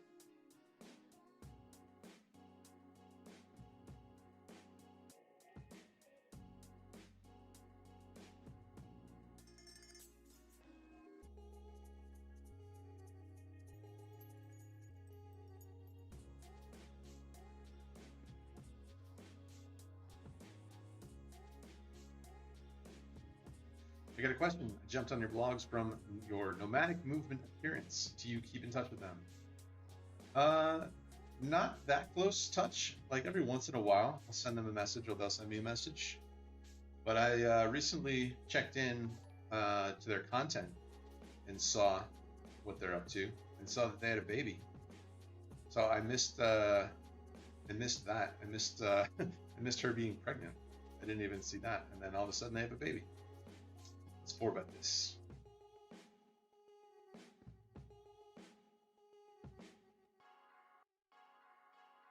Ran into it again. We need a 6 or a jack. Hey, unlucky dude. Blocker's overrated, fam. Blocker's overrated. The worst part about this WSOP.com, you can't even chat anymore. You can't even say ... anymore. No throwables. Nothing. Just nothing. You can't like express your tilt in any way. Anyway, yeah, Nomad's doing great. It seems like they don't slow down. Doing their thing down in, I can't remember where. Good flop over here.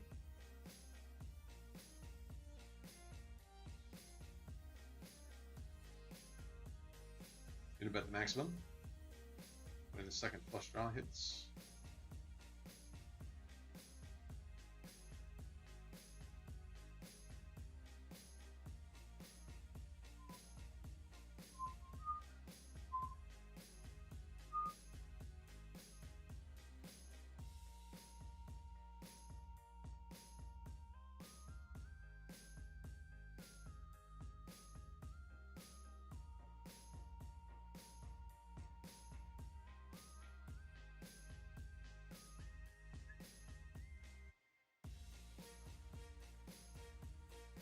You remember playing at Redbird's Hideaway in North Seattle, Andrew? Sure do.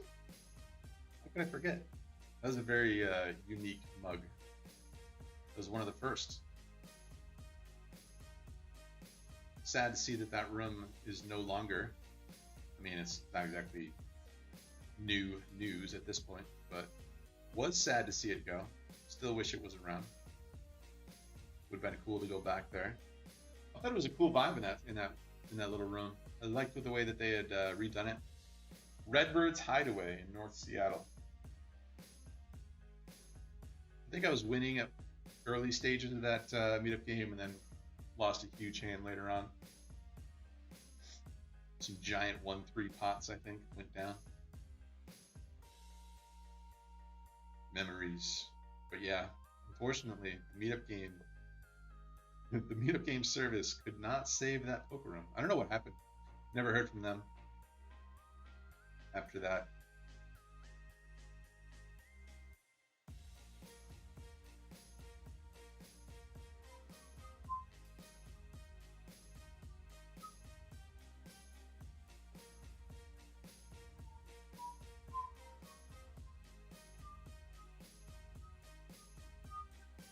You guys fold too much. Y'all fold too much. Just gotta get it in, you know? Get it in. Can't win when you fold.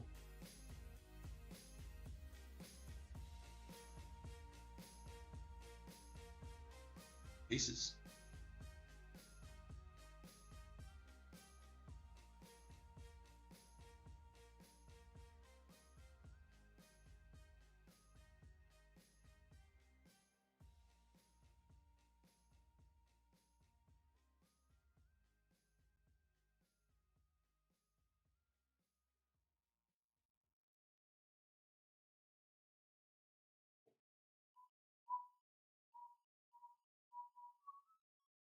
6 from space, lol.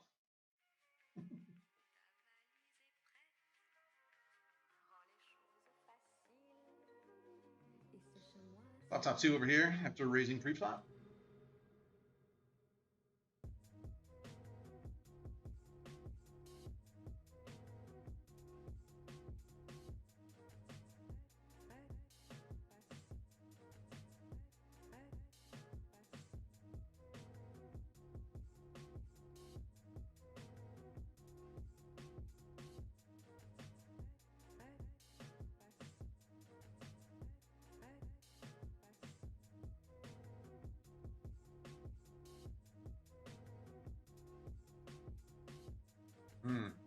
That could be true.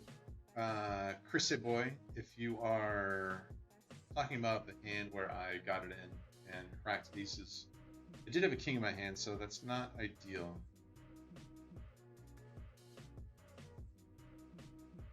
When I mentioned that you want to have an ace-high double-suited hand in your 4-bet bluff range, you prefer to not have a king in your hand.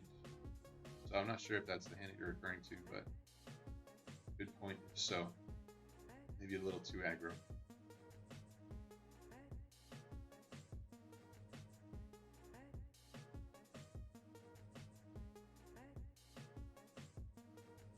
Just gonna check all this.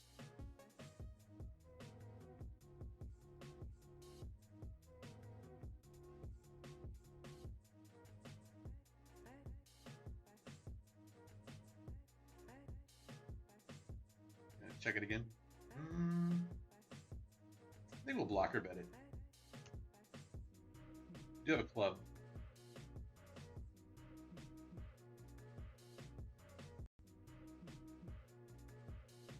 Maybe it's not great.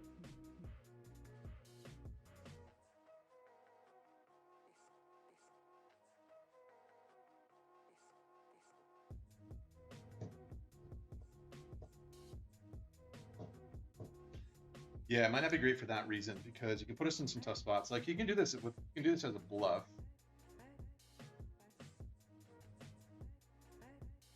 We have a club, but I'm not sure how relevant it is. I think I'm probably gonna call, I guess, with a club.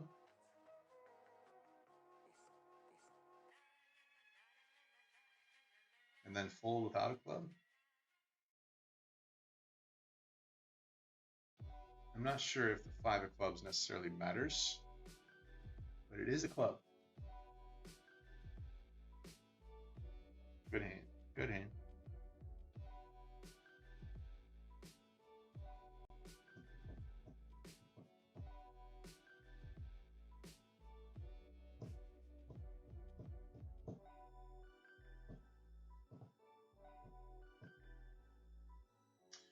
Hilo is for sure the game of the future. Theory is more complex because equity runs so close. Knowing how to execute proper theory is widely important, and like you said, not many have mastered it.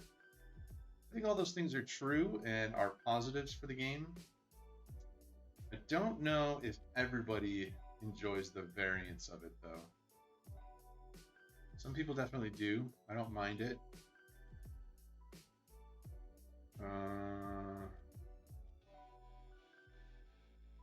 And I think in some places it'll do well, but I don't know if it'll do all that well in Vegas, for example. I feel like the Vegas player pool that is propped up by locals, regulars here, I don't think those folks necessarily love the variance. So I think that's why it's kind of struggled to like get a ton of traction in Vegas, although now it seems to be doing pretty well. At least at Aria.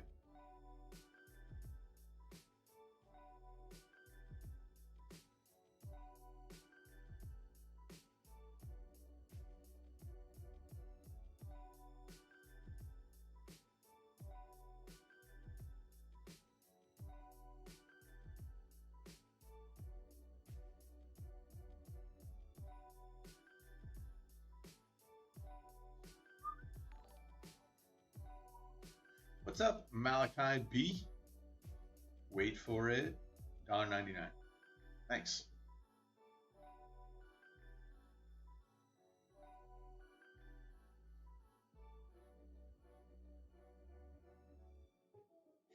Brock Lesnar up here on this table. WSOP.com reg.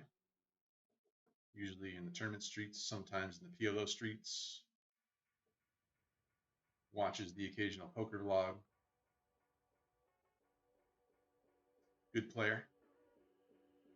Call here, closing the action. Try and flop a 10 one time.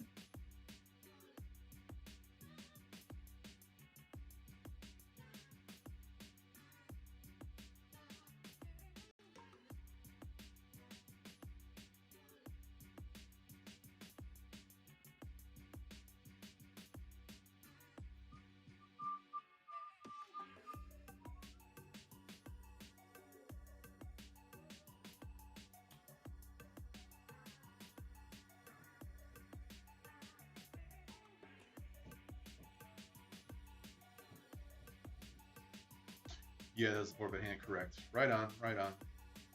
Maybe a little overplay there.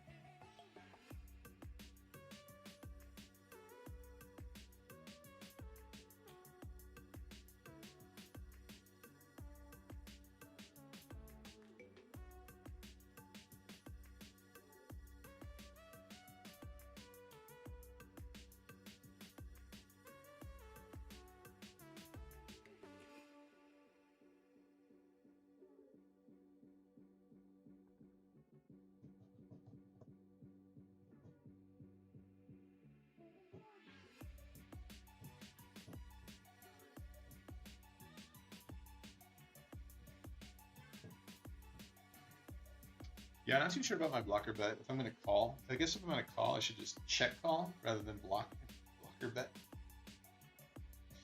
Probably either check call or bet fold.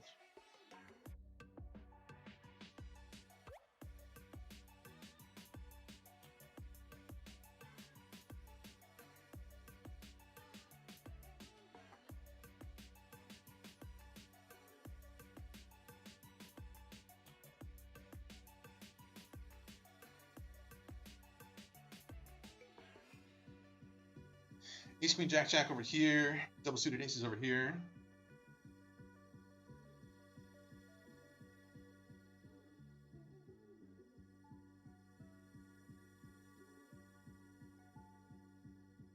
Double suited aces, no action.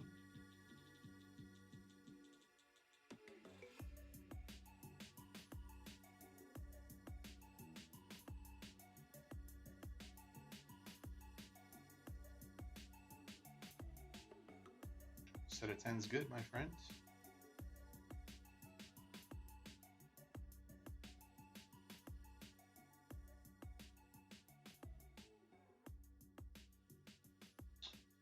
See ya, Matthew Wood. Thanks for tuning in.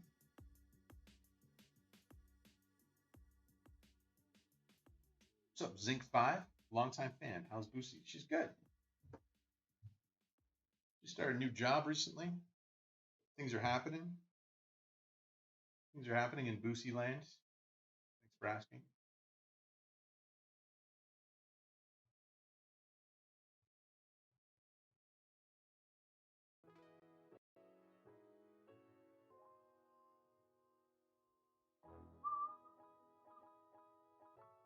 Nice win the other day. 1-2 must be like 1-2 cents right now. Lol.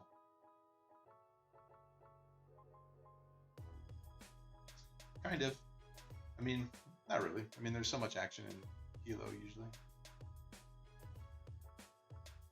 There is a 2-4 table. Let's get in there. Let's get in the mix. These guys are playing heads up at the moment. It's probably not the best spot, but we'll do it for the fans for a little bit.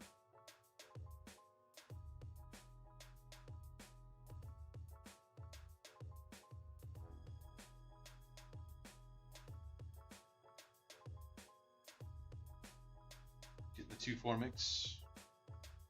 Do you watch other people's vlogs? Not really. Poker vlogs? No. I watch Jamin Burton's if I'm looking for some creativity, escapism. And I might tune into a Mariano vlog if I'm trying to learn something about poker.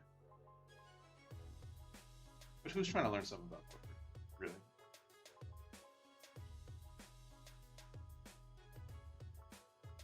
get aggro over here.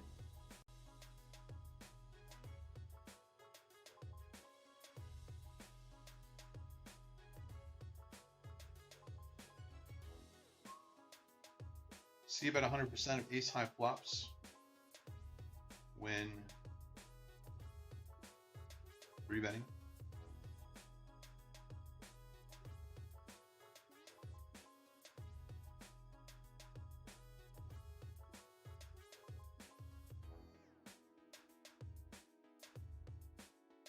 Good hand, good hand.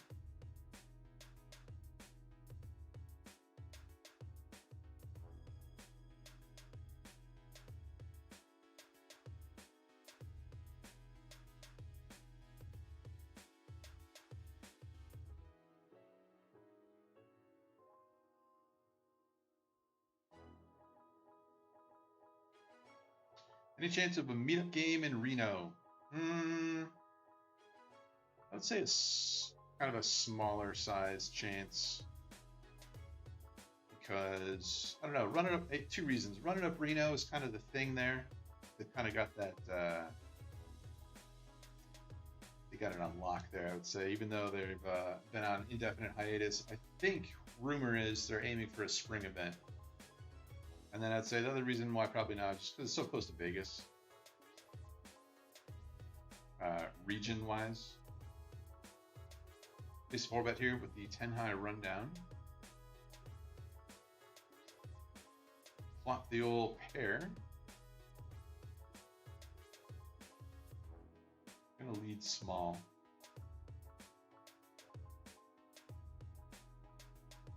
And not fold. And not improve. Whose idea was it to sit this $400 table? Just run into aces immediately.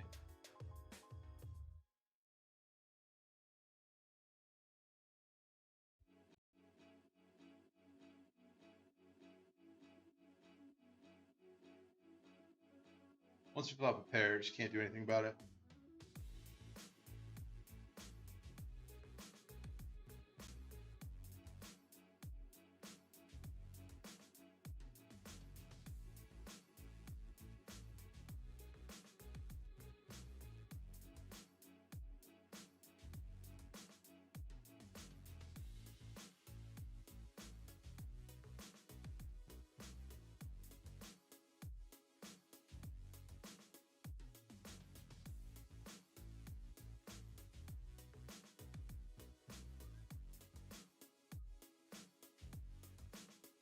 I don't know what's going on in the chat. I don't know what you guys are on about. Deer hunting. What is all this stuff?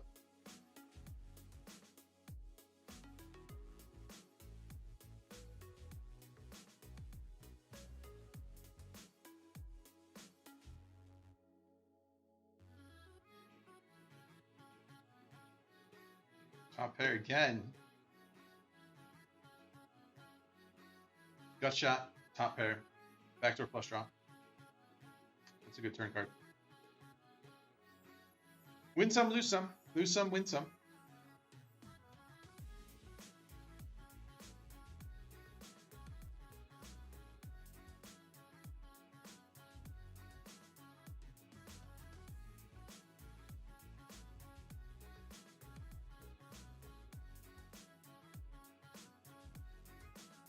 What's up, Crooked Link? Thanks for the $5. Andrew, please plan a trip back to Chicago. It was supposed to be the Mug's next stop before the pandemic hit. Charity games out here are wild. Yes, sir. Gotta let the Kings go. Yes, sir. Need to make it happen. What's up, Jeffrey Jackson? Andrew, I love you, man. Hey, I love you back. Look at that Phil Ivey avatar. Jeffrey Jackson from the Full Tilt Poker days, if I'm seeing that correctly. But yeah, thanks, Crooked Link, for the $5. Definitely want to get back out there. Always a treat to be in Chicago, aside from when it's blistering cold. But Chicago, one of the most fun cities there is. Are there any other variants of poker that you might play in the near future? Nothing I'm really like eager to get my head around.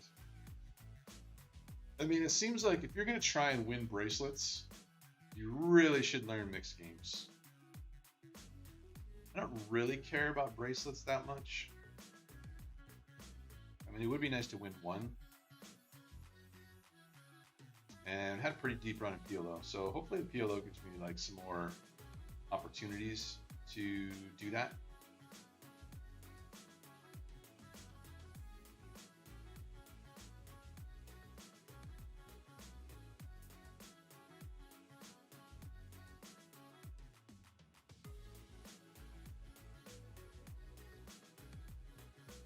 But yeah, there's no games where I'm like super intrigued about it. To me, they're all just card games and whatever. Like I want to play the game that has the most action in the room, basically. So I guess like sometimes that's like a big mixed game. There might be like a 200, 400 mixed game going on. So I don't know. Maybe it's like maybe I should be learning so I can get in those games and have a chance to make some money in those games. But it's kind of a lot to learn all these different things. Do you think people would watch a mixed game poker blog? And by people, I mean more than like 10. I have my doubts.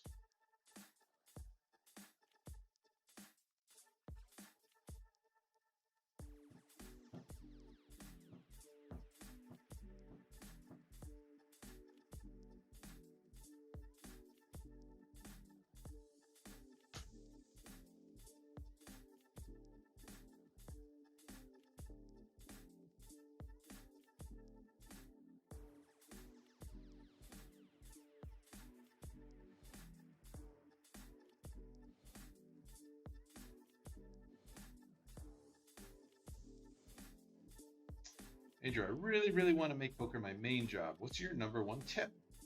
I make 10K. I made 10K this year playing online and live, while also working full time, reading 25 books, and the gym 4 to 5 times a week. Well, sounds like you got the drive down. That's good. I would move away from books and I would move into training sites or a coach or something along those lines. And just try and play more. Go to my website, which is andrewnemi.com, and you'll find a blog post. I was just talking about this. You'll find a blog post called What I'm Studying, and start getting into the things that you find there, depending on what it is that you want to play.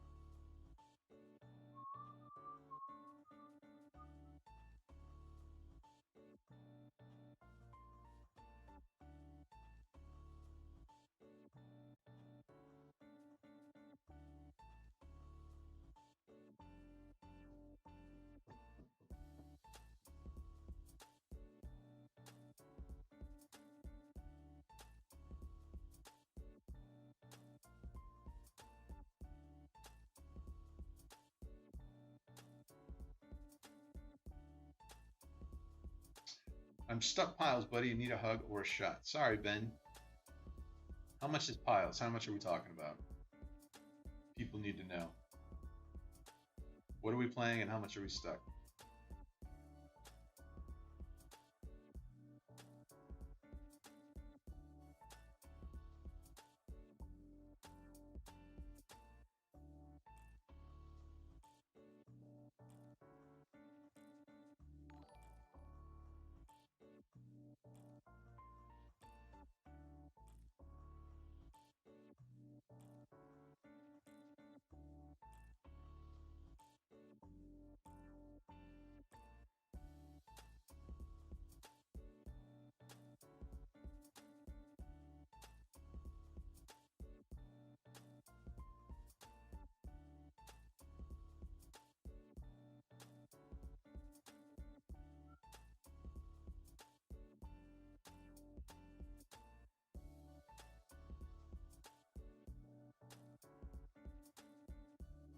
Check, check.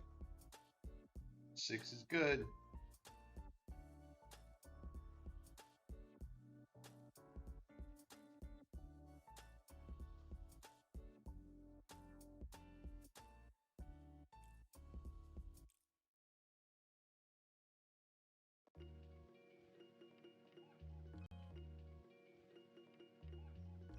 Let's see, we got 2 people who would watch the mixed game vlog so far.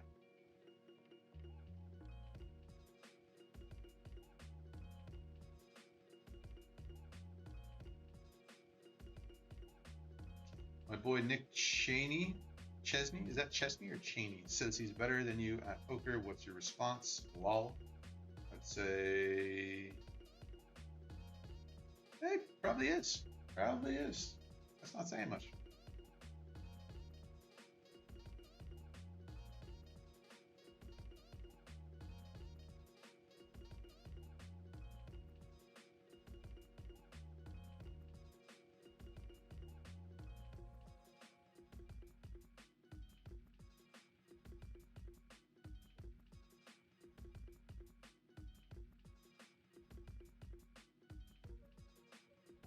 Omaha poker vlog, yes. Would love to see what the live PLO in Vegas is like.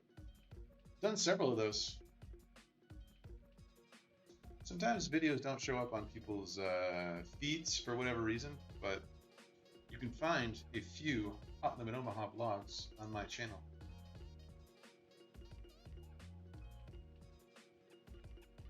I meant I read fiction books, another hobby along with poker, but thanks for answering. I do study, but not enough for sure. Yeah. Gotta study, dude.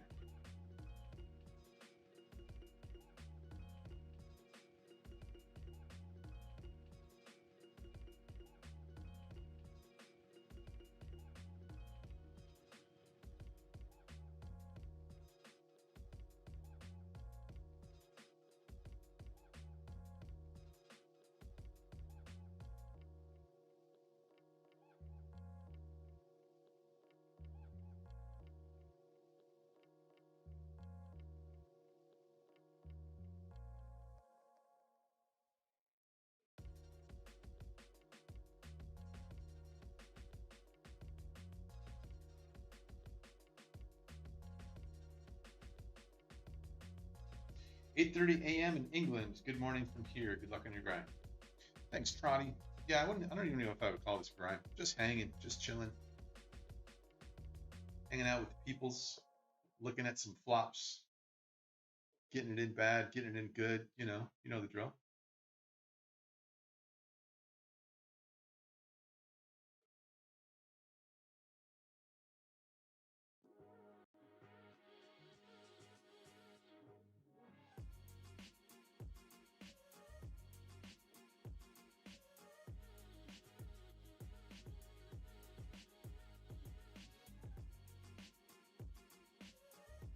When you're 80 and looking back on your life, do you think you'll have any regrets about having spent it playing poker? What should I have done with it? Should I have been an accountant?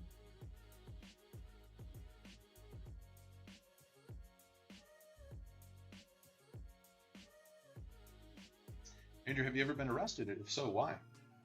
No, I have not. No record, my friend.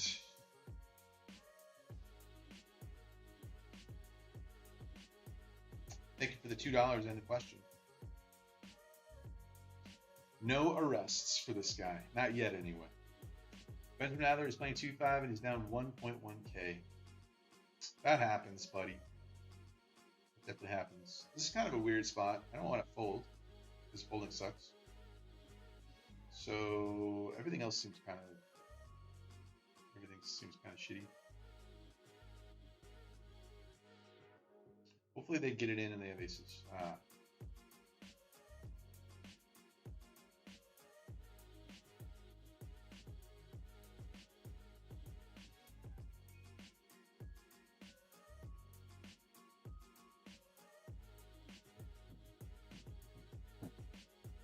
Interesting. We have an 8. Not sure if it's good enough to turn up the spiciness level with.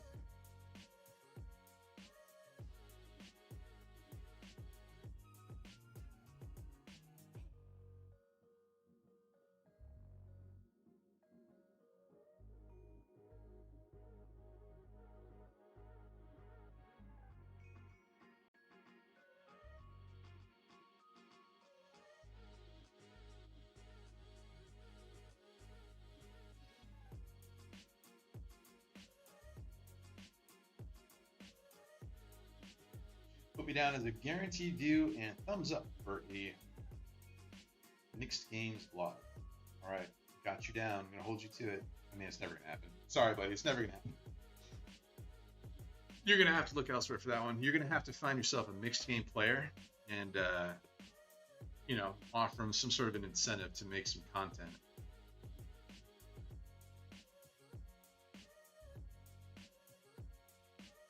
When does the grind end, brother? Never. Grind never stops, brother. Brother. I'm actually going to wrap it up relatively soon. Pair of jacks. Check. A better pair of jacks.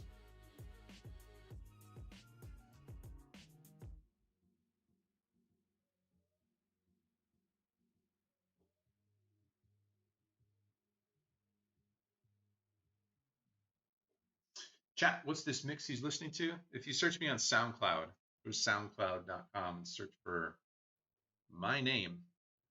And I'm not going to tell you what my name is. You're just going to have to figure it out. But you can find this mix. I got some playlists on Spotify. If you want to find some more mainstream type stuff, which the biggest playlist I have in there is like house music and stuff. If that's your speed, check it out. If not, avoid it. There's a couple other playlists on there too that are a little less housey, but this list in particular is on SoundCloud. You can find it by searching me. I guess I mean, when does the poker grind end? Will it ever end for you, do you think? I mean, the poker grind has essentially, I don't know if I would say ended, but definitely massively shifted. Because now I'm more of a content creator, grinder, than just a poker grinder. So I'm basically like, you know, when I started making a blog, I was no longer just a professional poker player. I would say I'm more of a content creator than I am a professional poker player these days.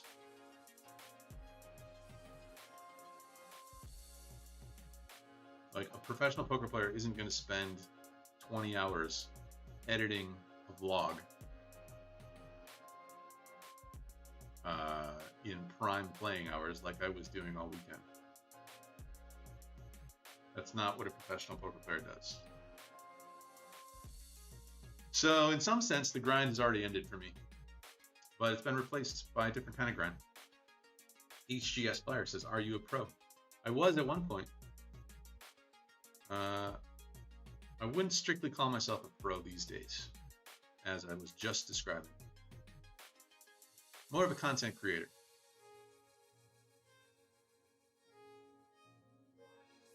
The lady at the Hustler who interviewed you called you a pro. Yeah, well, first of all, she's not a poker player, so she's not like completely aware of the landscape and what, like, who the hell I am and what I'm up to. She's never watched my content or anything. It's a reasonable flop. We talked about the underfull earlier in the stream. The situation a little bit different since 3-bet pot and this guy's got half of the stack. So just gonna do this.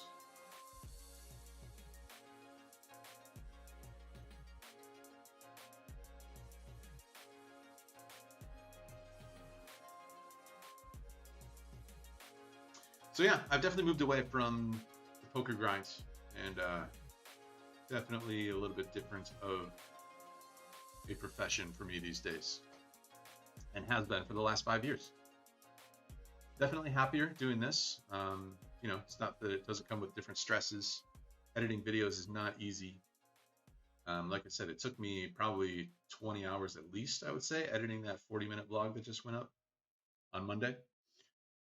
I would say that was one of the more fun ones to put together for obvious reasons. And if you haven't checked it out, check it out. You'll see why. But I mean, it's reasonable for her to call me a pro, you know, especially versus the lineup in that particular instance.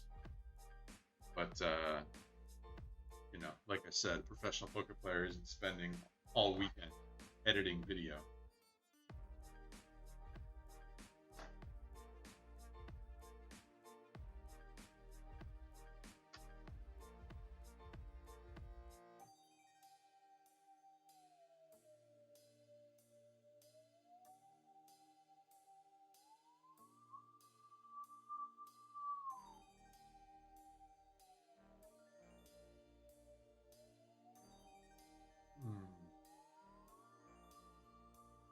How do you play hands like that?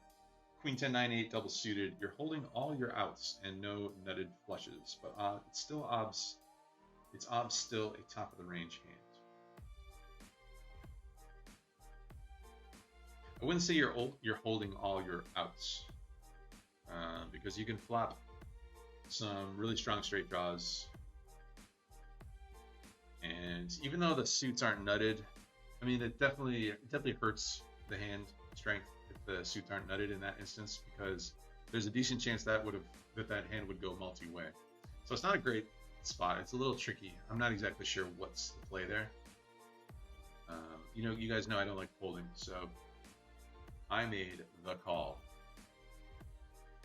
There's some chance that it's like just supposed to be a fold though, because it's going to go multi-way, and when that's the case, you want to have preferably a nut suit in there.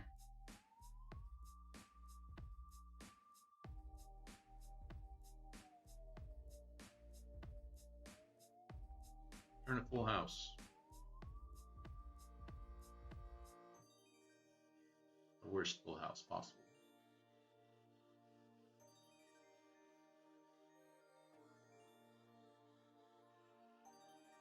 We could use our king and queen as blockers to represent sevens full of queens or sevens full of kings. And if we're heads up, I think I'll do that. I think in this instance, I'm just going to play it straightforward.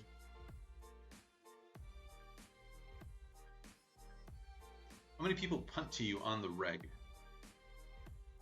I mean, it might happen sometimes in meetup games, but I'm also a little punty in meetup games myself. So, at least to some degree, it balances out. I'm also like having drinks and stuff. In other instances, I would say it happens once in a while.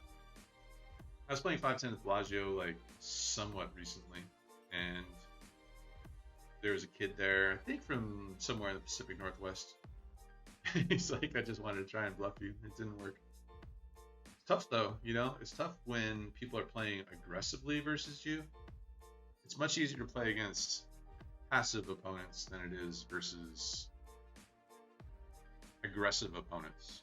So you never really know what someone's up to in the moment. Unless you have the nuts, it can be tough. So sometimes you have to make a hero call that you might not. See what people are up to.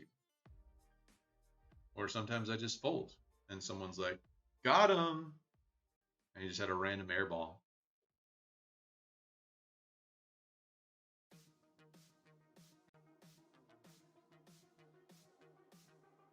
I guess with an 8, maybe it's alright to bet.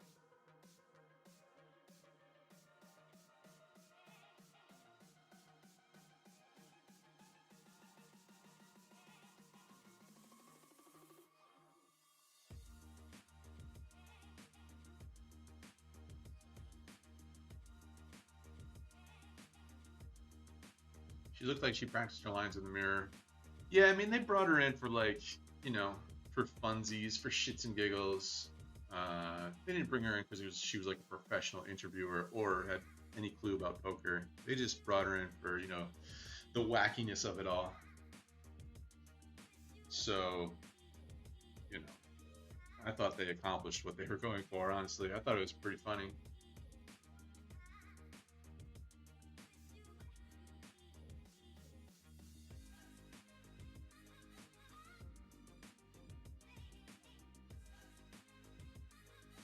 There was a bunch of people that said that was the most entertaining live stream that they had ever watched.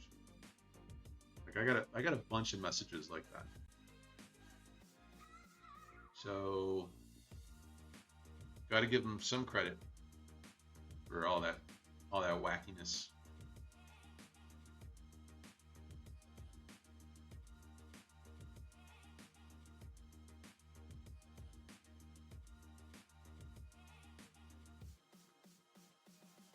Why you have to do Adam like that? The cards mostly did it. Flush over flush is going to be rough, no matter what.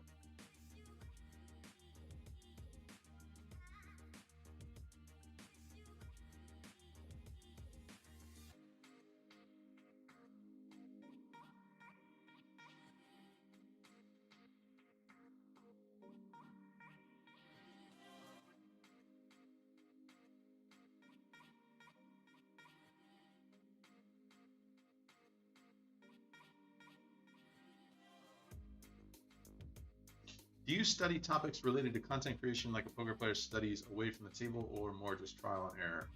I think I pay attention. I don't know. So far I wouldn't say I studied it. I definitely pay attention to things that a lot of people don't pay attention to.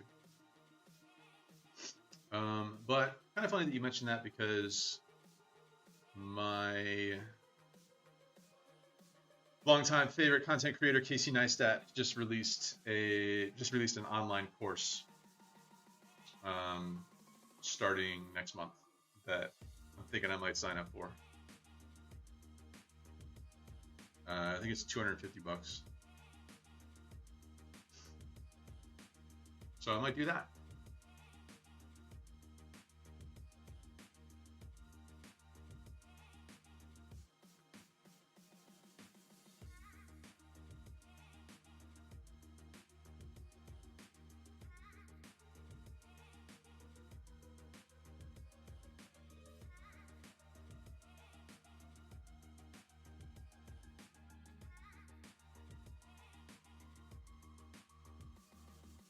Why not hire someone to edit for you, or do you enjoy it more? I definitely do not enjoy editing poker hands,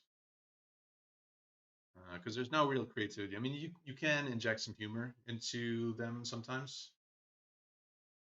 You can do that. You can do some fun things, I guess, sometimes, but you're definitely kind of limited. And it gets a little tedious, sticking the graphics in there and describing the action, hands that you've already played and stuff. So that's my least favorite part of it all. And why not hire someone to edit for you? It's a little bit tough, but I have reached out to a couple people. Haven't found someone yet, though.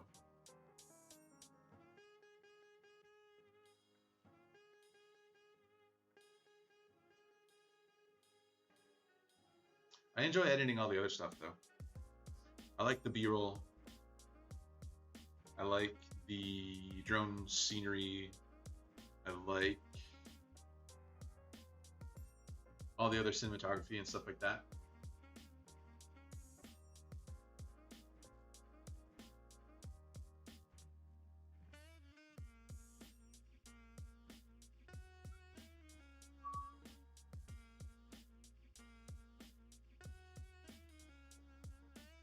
I'm curious about a guy like Rampage, who seems like he hates money, hunting 5 figures pretty often, getting into games above his head.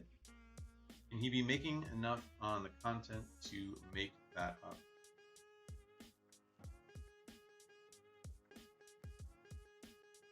You have to look at the full picture of what he's up to.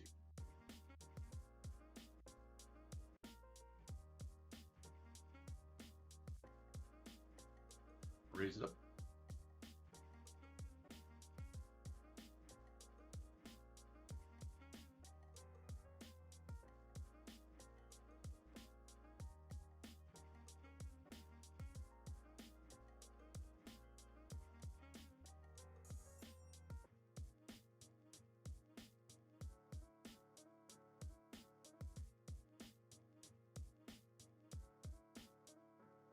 I think we know exactly what they brought her in for.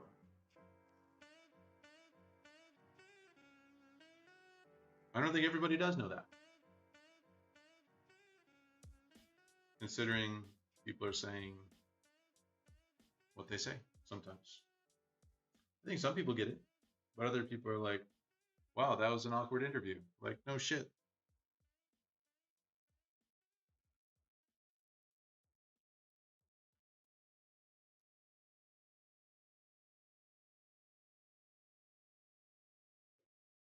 How was your WSOP this year? A couple close calls, but ultimately anticlimactic. The biggest heartbreaker was going deep in the PLO event, where I got 31st place, I think it was. That was the biggest heartbreaker. Getting the money in good for what would have been a huge stack with 30 players left. And not exactly the toughest fields, since the buy-in was like $600 or something. So with 30 players left, I would have had like a top 2 chip stack or something. So that was the biggest heartbreaker. And then I busted out the main event in like level 3 or something with aces versus ace king. Played a lot of, or not a lot, but played some 5, 10, 25 PLO. Played a few sessions of that. So it was good to get that experience.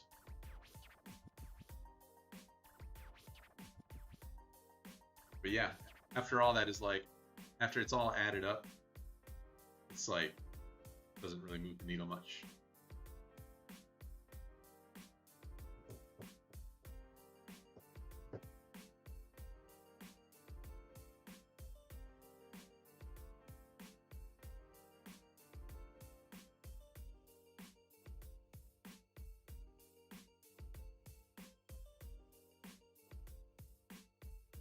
Are these poker courses for beginners? Yeah, if you look at the stuff that's listed on there, I would say you'll be not in over your head with the stuff that's listed on that blog post on my website that I was talking about.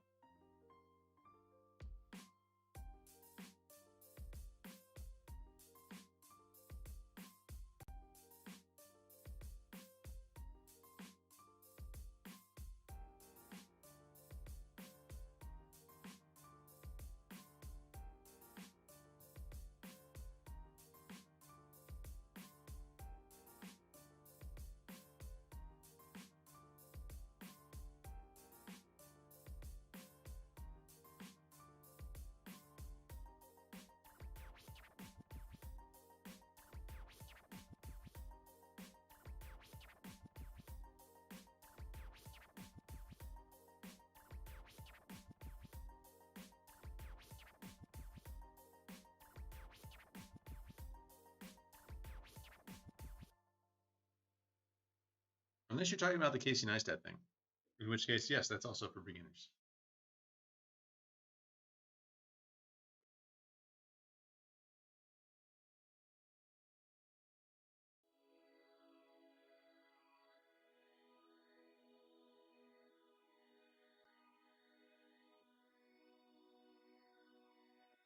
From now till 4:15 a.m. Eastern Time, if you have 1K or more at any point, I win a prop bet from a friend. Okay.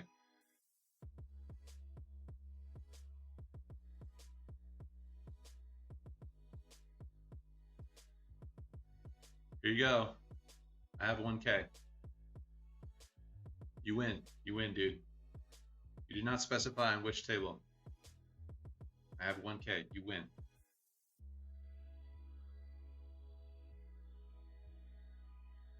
Oops.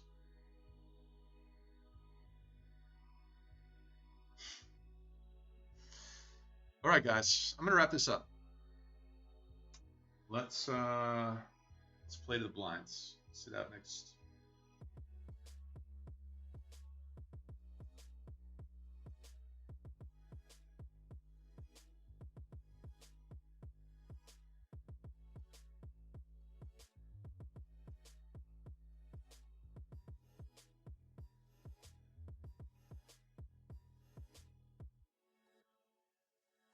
Let's see bet it.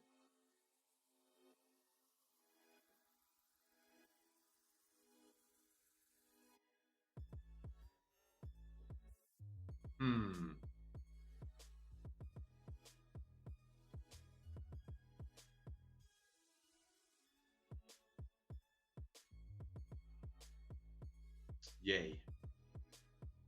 Hooray. All right. Fold. All right. I'm going to wrap it up. This is a little fun, almost 3-hour little live stream here. We had some technical difficulties, as is not all that surprising. Is this a cash game, Andrew? Yes. Sakwe Bali. This is a cash game. Just chilling. Hey, it's Harbs. What's up? How did it feel when you interviewed on Hustle Live and got called the looks of the operation by that girl? I hope you heard my my response. How I told her, I'm style, he's substance. Eh? Eh? Anyway, thanks for tuning in, hanging out as always. I don't think this microphone that I'm talking into even works at the moment due to the technical difficulties earlier. I'm just going to pretend it's still working. But yeah, if you haven't watched that vlog, you're missing out. I assume most of you guys have watched it by now because it is a doozy. But if you haven't, highly recommend checking out the vlog for Monday. There won't be another vlog until next Monday. I played live PLO last night, but the game was a little slow, and I didn't really record much of anything. Only played for like maybe 2 to 3 hours, and then called it quits. Quitsville. But maybe I'll try again tomorrow. Try and capture some live stuff, and probably be back in these online streets if there's another delay between the live vids, the live poker vids. But anyway, appreciate all you guys chilling. These are fun little hangouts, live stream hangouts that I've been doing lately. So thanks for tuning in, fam. And I will see all y'all in the very near future. Love you guys. Stay well, stay safe. Cheers.